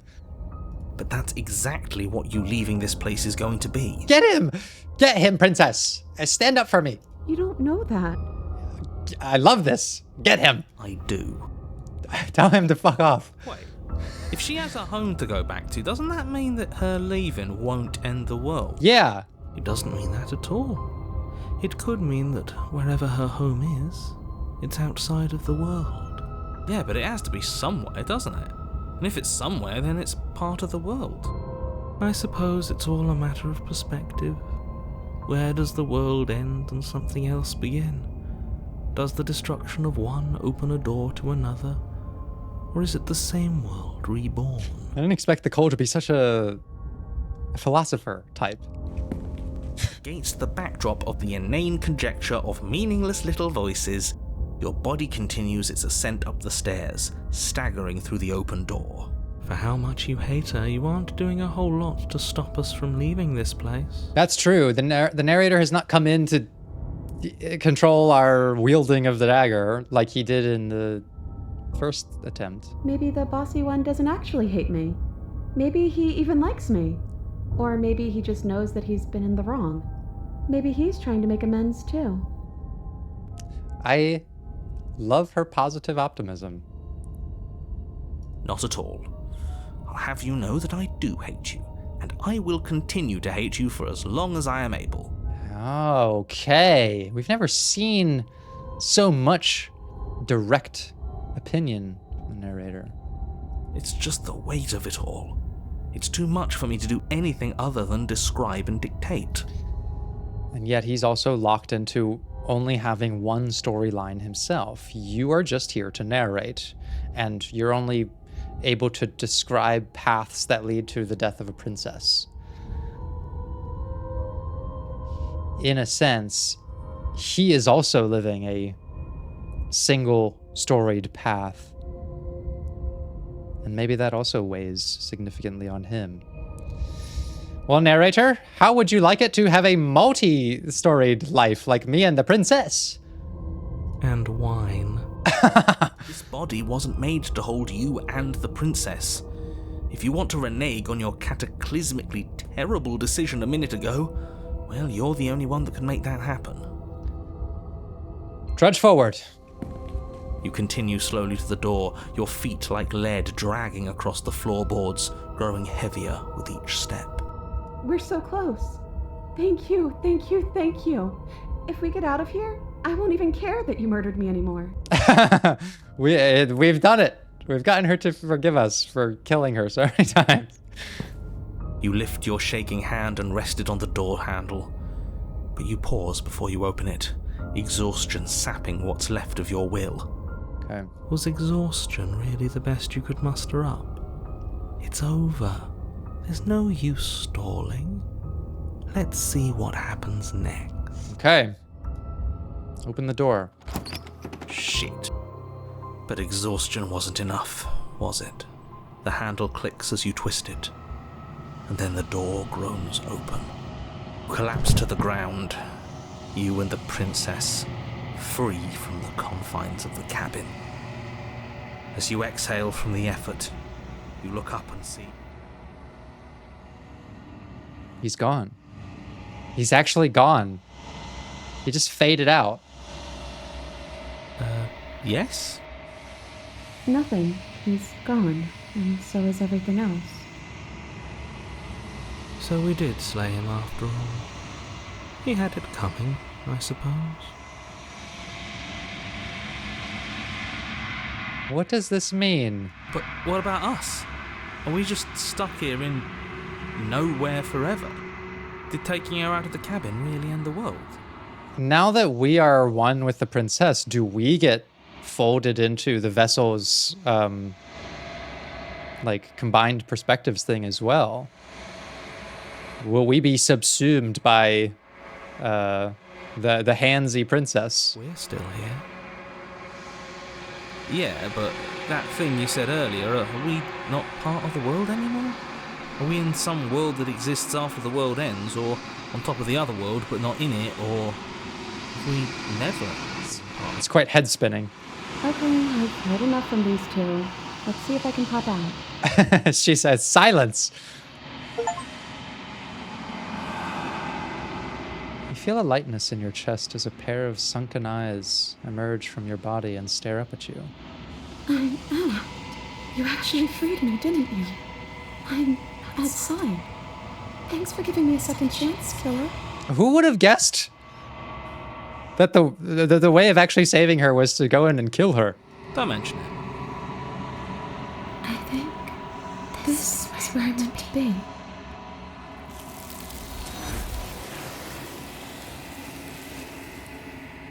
There she goes. You don't get the chance to respond, nor will you ever. It's time to leave. Memory returns. She's gone. Where did she go? Should we try and find her? And is that a mirror? Why is it here? Why now? Okay, we've explored these before. You approach the mirror. This doesn't feel right. It feels different. Final. All right, hero. Your storyline does unfortunately end here. Ignore him. You have to look. Not surprising that the cold is completely fine with becoming nothing. The voices feel small, distant as you approach. Gaze into your reflection. Silence as you reach forward. They're gone once again. The mirror always makes them leave. You need to see what's in it. You are nothing at all.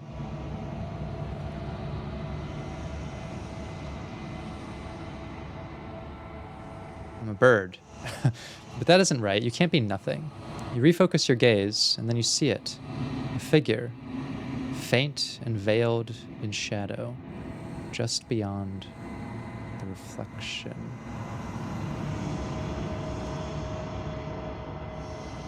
Are you me? I think you know what I am.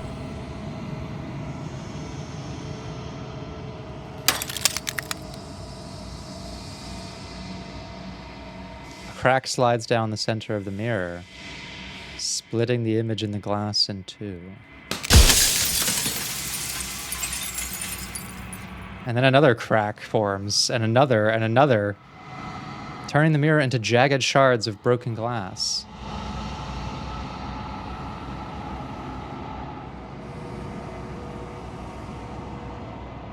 Okay, we actually get to encounter the narrator. So you're the narrator. I was wondering if I'd ever get to see you. The narrator, yes.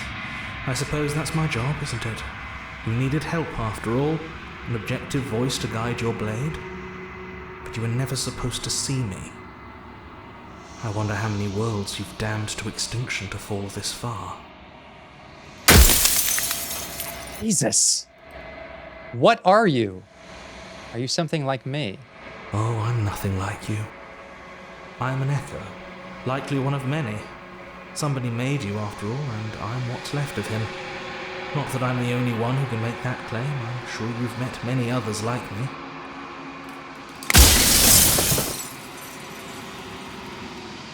Are you a part of me, or are you something else? No, I'm not a part of you. But that's all a matter of perspective, isn't it? From one vantage point I must seem wholly foreign, but from another, well, all the versions of me that have existed have collectively heard your every thought and driven your every action. If that isn't being part of you, then what is?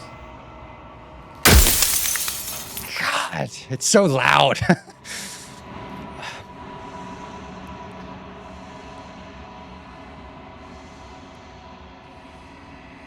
What is the princess? Did you make her too?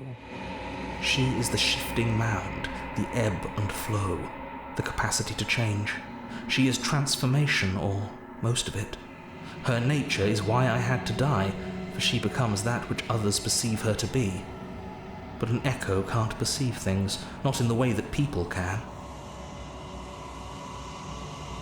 So she represents the diverging paths, and he represents how we construct single dimensional meanings and determinations of action.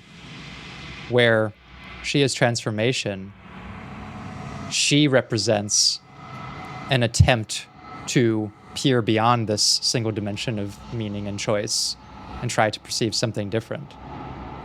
Different shades of the same life. So I tucked a part of myself into the folds of this construct to guide you. This isn't the end just yet. You can still destroy her and save everyone. You were made to do this single task, and you will still have a chance to fulfill your purpose once I'm gone.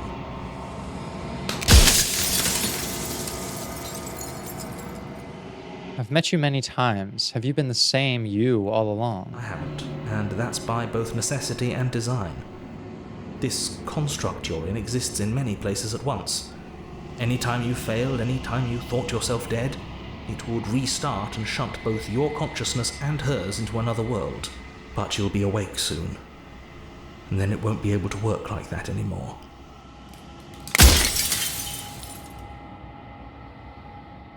So we were not seeing the same narrator every time. Just variations of him. There was one here. If you made me, then what am I? You're the long quiet, the god I made to rid the world of death.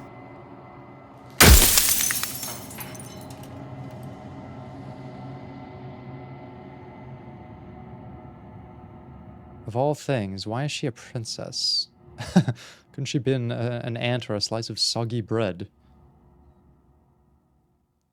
How am I supposed to destroy an abstract concept? Why would you want to rid the world of death? I'm pretty sure death is good, actually. Important, even. Yeah, I agree with that. If that's your belief, there's nothing I can say to move you. You haven't died. You cannot die. So you can't grasp the abject horror of dying. I'm pretty sure I've grasped plenty of horror in this playthrough. Very early on, in fact. Okay, he's breaking down. Why did you make her a princess? Where is that? I'm curious about that one. I didn't make her a princess, but I wove the idea of her into something your scattered mind could fathom. You chose for that something to be a princess. So, I did talk about in the last episode that the narrator was not seemingly the writer of the story. He just was the voice of the writer delivered to the viewer, or the player in this sense. But this version of the narrator is claiming to be the writer. If I destroy her, won't I be alone?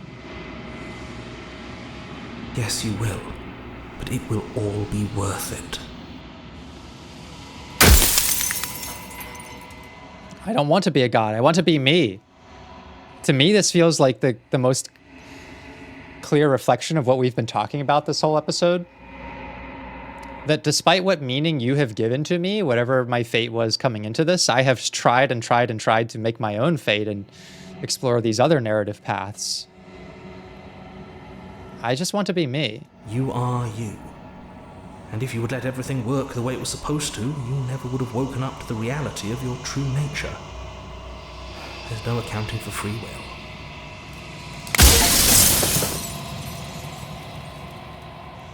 I think you're out of time. I'm not going to slay her, and I want you to know that before you die for good.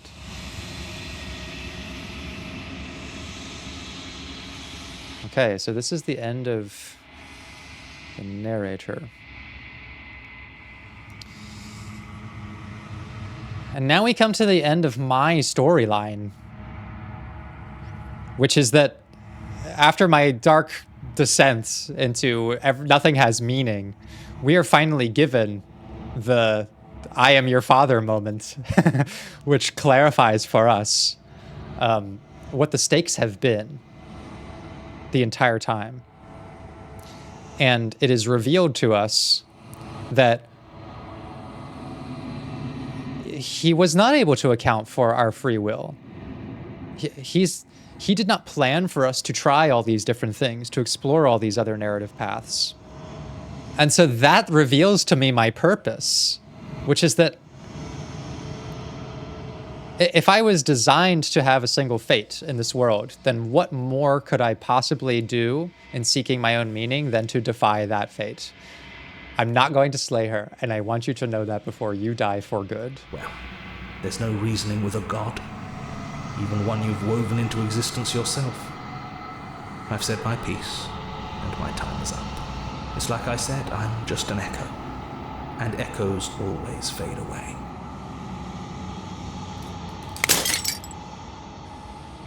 As the final fragment of glass shatters, you see yourself with a newfound clarity. The narrator is right. You are the long quiet. So, the handsy vessel, a vast and nascent god, and it is finally time for you to wake up.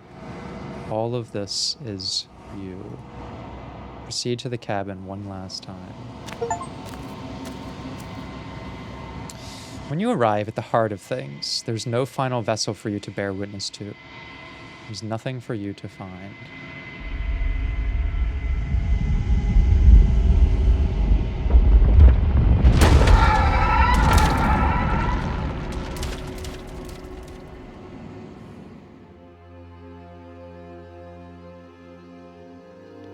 I can finally see you, and you can finally see me. It's been so long, and my heart has ached for this moment. I've missed you dearly.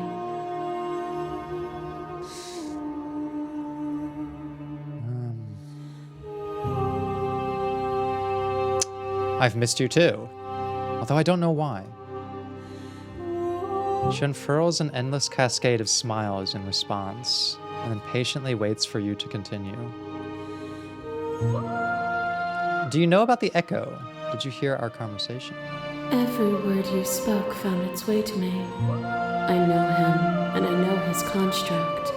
He was deluded by his fear of death. Pay him no mind.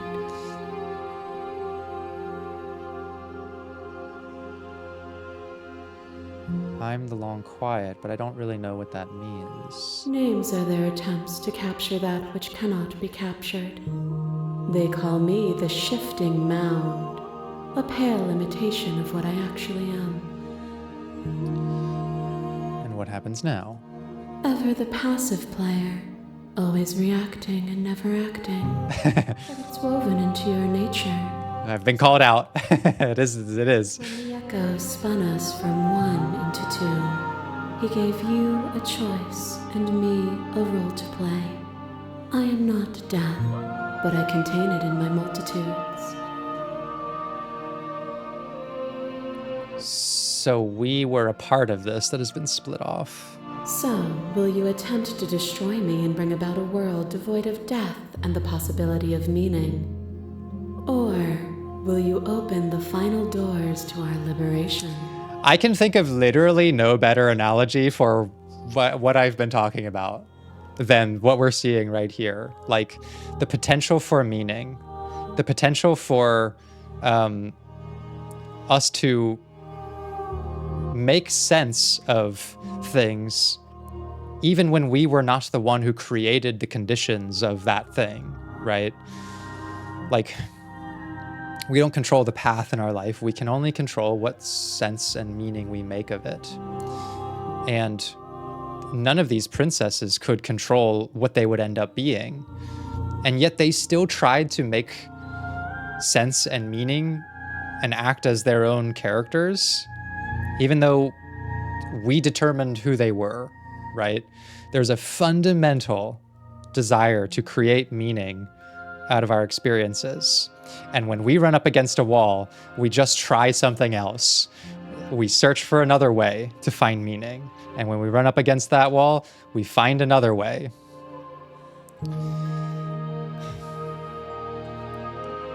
And the beautiful thing to me about existentialism as an approach to psychology is that it is purely subjective. Sometimes things in life don't have a lot of meaning. People die who don't deserve it. Good people get sick. And some people's lives are taken before they've even really gotten started. And I think if you look for a source of external meaning that tries to explain why those things happen, it creates a lot of confusion and sadness. And to me, that's why it's important to realize that, like, the only meaning there really is the one that you make of it. When there is no fundamental meaning delivered by something else, by some other entity, by some organization, by some sort of thing, you just get to fucking decide. You just get to decide where meaning comes from in your life and how you make sense of things. And to me, that is synonymous with free will. Not so much always being able to choose the actions that you can take, because we can't. But it's freedom of meaning. To me, that's liberation. There's so many stories we've left unfinished. Can we really just leave? Even as your eyes begin to open, you still hold on to the notions of is and is not, of beginning and end. Pitch black islands in the blinding light of the infinite. There is nothing to resolve, nothing restraining us but us. I love this idea. It is so narrative. No beginning and end, right? When you decide that this is the beginning and that's the only beginning, you will create only one narrative in your life. That's the beginning. That's the end. Everything that is contained within that will always be the same, and you will always feel the same. Liberation from that means accepting the possibility of other things.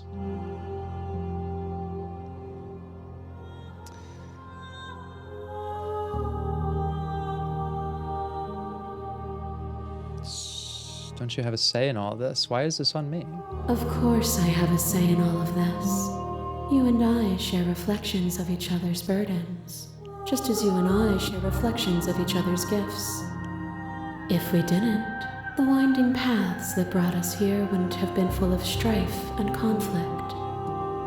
And this is why I'm so glad that our playthrough has not been like super clean. Like I said, I was looking for a satisfying arc with lots of ups and downs that concluded with something that felt, if we were going to find peace, that it felt earned, that we really struggled for it. Because that's the fundamental story arc of man's search for meaning. It comes through suffering, right? Strife and conflict create the conditions that make us answer this question. What is my why? So that I can bear anyhow. And we've suffered plenty in this playthrough. We've suffered loss and we've suffered confusion and so many other things.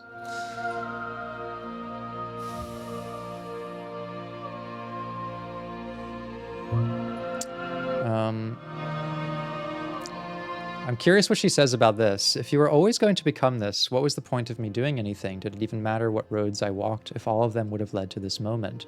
That's been one of the questions on our minds since the beginning, is how much of this is predetermined? If you're saying that, it's because you don't yet understand. But we cannot use words alone to grasp at things that words cannot express.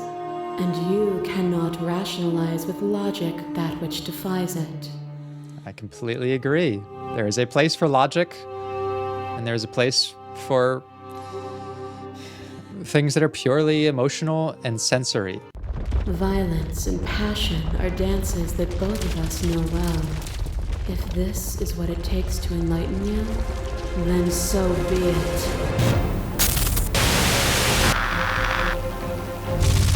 A shiver passes through you as unseen fingers dance across your skin. I love this. They remember the violence you inflicted on them, and yet they don't return it. Are we going back through the princesses that we had?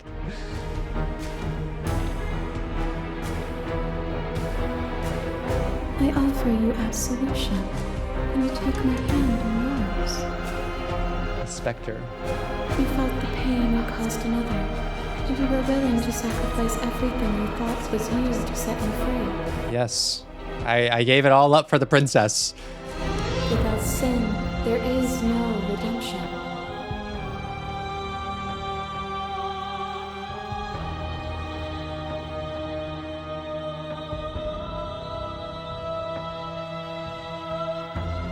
Interesting.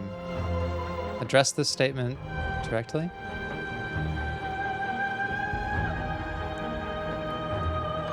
And I would sacrifice everything to free you again. Let's simp for it! And yet there is nothing left for you to sacrifice. So long as we accept you with open arms. A thought is a vine, and some thoughts nurture thorns that bleed the soul.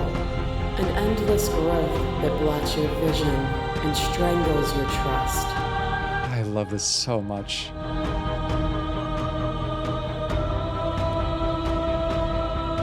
Strangles your trust. Yeah. We fought so hard in the Path of Thorns to set aside so much prejudice and so much shared injustice towards one another. And find the fundamental thing we related on, which is that we both hurt one another, but we both still cared. When I succumbed to myself, you patiently stood by me and cut the thistles that rooted in my skin. Your compassion is what freed us both, but compassion is a thing that must be nurtured, and you cannot nurture that which cannot change.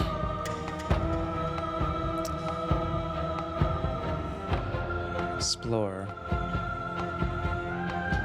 Of course I helped you. I didn't want us to hate each other. This is so true. I feel seen by this game and the paths that it presented me specifically. It's just so therapist coded. Then help me again.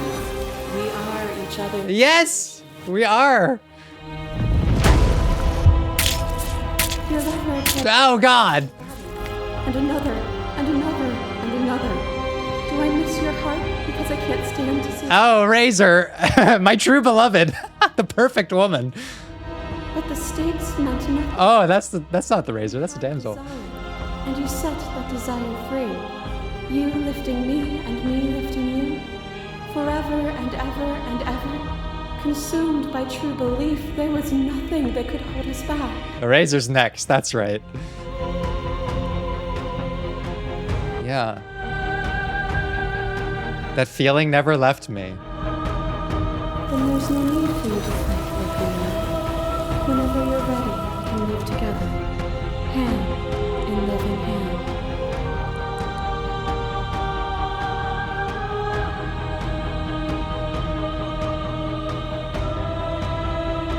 Oh, I want to see I don't want to skip the Razors, though. I won't leave with you, not until you see things from my perspective. If you need more time to open your eyes, then I will give you all the time in the world. Yes! Yes! Blade, boundless angles. You are a body. You are gory ribbons. You are a body again. And you feel all of it. Make me feel it, Razor.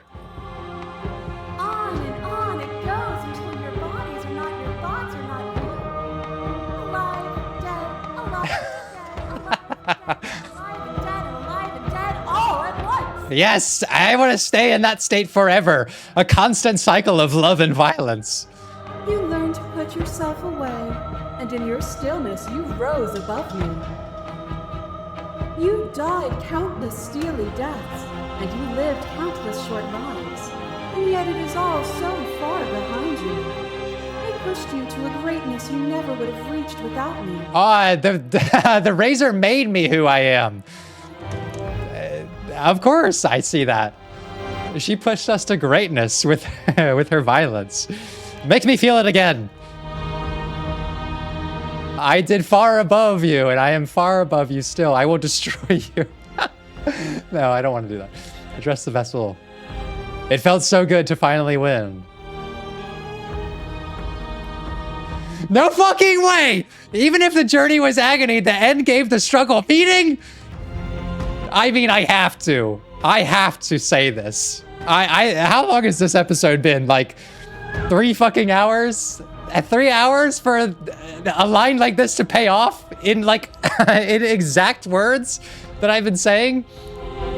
Come on, let's go. And even then, what we saw was not an ending. When I thought I had reached an unconquerable peak, you showed me how much further I could still climb. In our struggle to find connection and love that we destroyed ourselves and completely shattered what we thought about those things so that we could rebuild them. To question everything is to deny the truth in front of you. By believing in your suffering, you make your suffering real. By believing in your limitations, you placed a shackle on your neck. It's there. It's this. It's fucking this. By believing in your suffering, you make your suffering real. By only living in one storyline, you create the self-fulfilling prophecy. And we did that by choosing the blade. By choosing the blade. Bound for eternity, we saw the need for impermanence. And it was through that need that you carved our freedom. Yes. Yes. Without impermanence, the suffering of living things is infinite. We literally shackled ourselves to this predetermined fate. Symbolically and literally. I'm amazed how perfectly this all worked out. You strip my gifts away and leave everyone to suffer in the dark. Just this vessel. That would be torture. It would. Our purpose is to be and to experience, and their purpose is the same. To be permanent is to cease. To be paused is to be trapped. Yeah. To be permanent is to cease. to not expand our view of life to include many stories. As the clash between you abates, you begin to shake your will rapidly dissolving. Nothing is immutable. Everything that is exists only in relation to everything it isn't. Okay, I'm ready. I'm ready for the conclusion. There is no constant. There is no center. Open your eyes and accept what we are. We can leave this prison together. I accept, princess. Okay, we got a couple more things to explore. What happens if we leave? This universe dies, and a new one is born. And that one dies, and a new one is born. And you and I get to witness it all, weaving a tapestry of life wherever we go.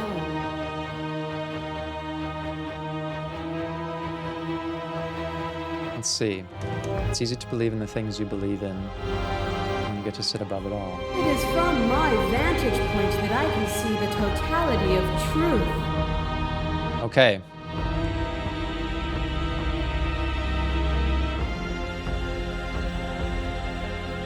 It could be non-committal.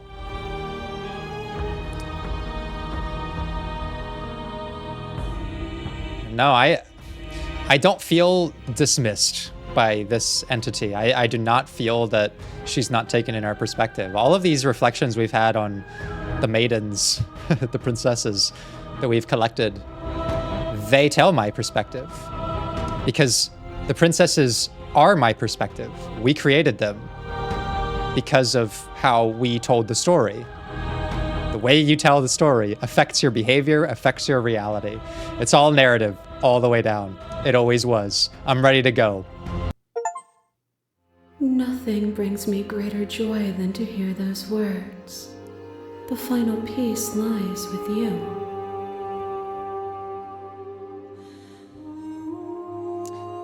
The only thing that we have wanted to do from the very beginning, we finally can. Okay. Let's make ourselves free.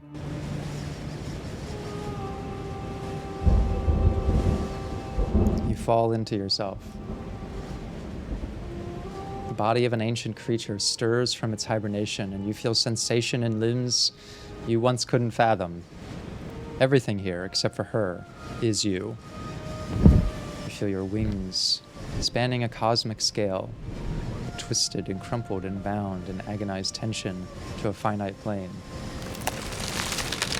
You can feel the glass of the construct pressing in on you, confining you across infinite sides and infinite angles. You push back and strain against it, but it does not yield. I love you.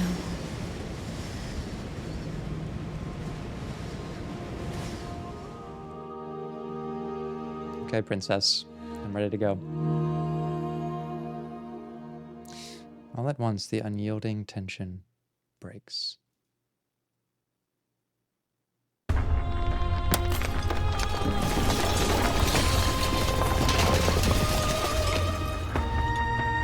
You are free and she is with you. It's magnificent. There are no words, no thoughts to describe the absolute reality. Something that simply is. What happens now? Everything. Just like it always has been. And just like it always will be. Step into the infinite.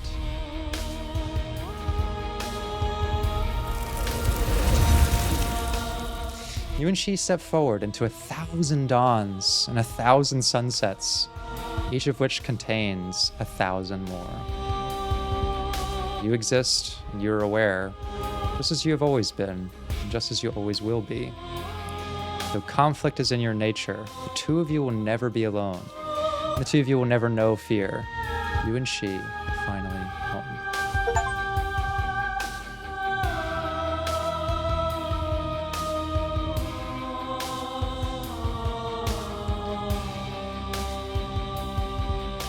What an experience. Absolutely incredible experience.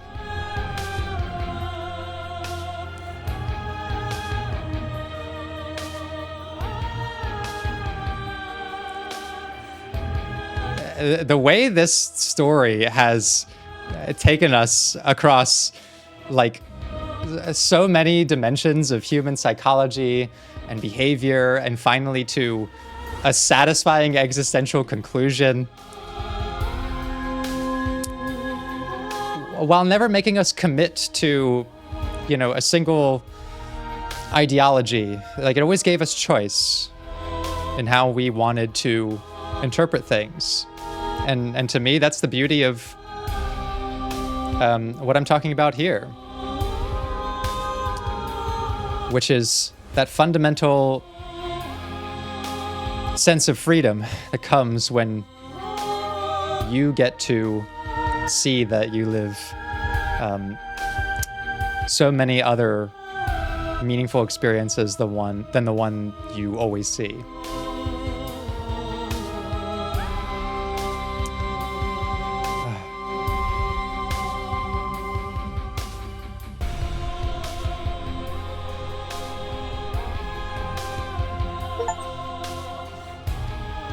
Thank you so much for playing. As an expression of our gratitude, here's the track order for a special playlist just for you. If you'd like to take a screenshot. Now that you've finished the full story for the first time, you've also unlocked a gallery. You can access it from the main menu and in-game menus under the Memories tab. And it's full of clues that will help you find undiscovered vessels and interactions. Happy hunting. I love this. Okay, we'll turn to the main menu. What an incredible experience. What an absolutely incredible experience. I think this game is one of a kind.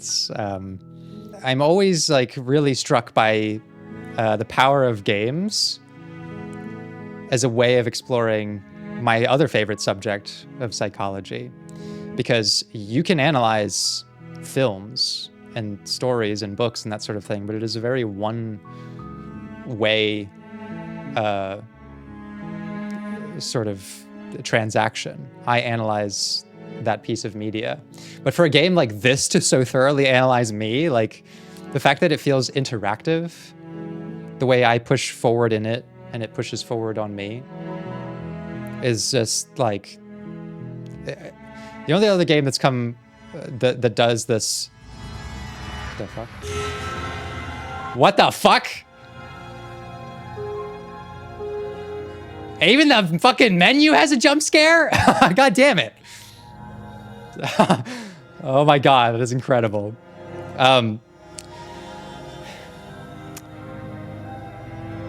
The game that has had the most profound impact on me, in a way that felt like it was truly reading my mind and reading my soul, was Nier Automata, which some of you may be fans of. And maybe I'll get a chance to do a series on that game at some point. That game basically changed my life. It didn't like lead me down, you know, a new career path or anything. It just, it brute forced some perspective shifts that were really needed at the time it came to me. And this has been such a joy, you know, to explore my favorite subjects in my favorite medium, and to see so many people jump on board for this and enjoy it so much. I'm really, really happy with how much everybody has been enjoying this series. And although this is the final chapter of the Let's Play, we're gonna check out the gallery or the memories, or yeah, we're gonna go through some of this, and I'm not exactly sure how I'm gonna structure that. One way I'm thinking of doing it is just another role play, basically, where I just choose different things. But it would be kind of hard to assume a lack of knowledge about the ending and that sort of thing. Maybe I won't do that. Maybe what I'll do instead is just isolate these ones and not try to weave them together into like a cohesive thing that I tried to do with this one. But instead just go at them one by one and have them just be kind of standalone videos.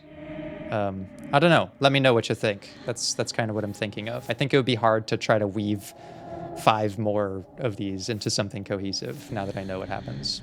I guess I'll see you soon for some of those. Truly, thank you for watching and enjoying this series. And there's much more to come. I've really appreciated a lot of the recommendations that people have shared for games to check out after this. So many good ones, and we'll definitely be checking those out. So with that said, thank you so much for watching, and I'll see you very soon for something new. Take care.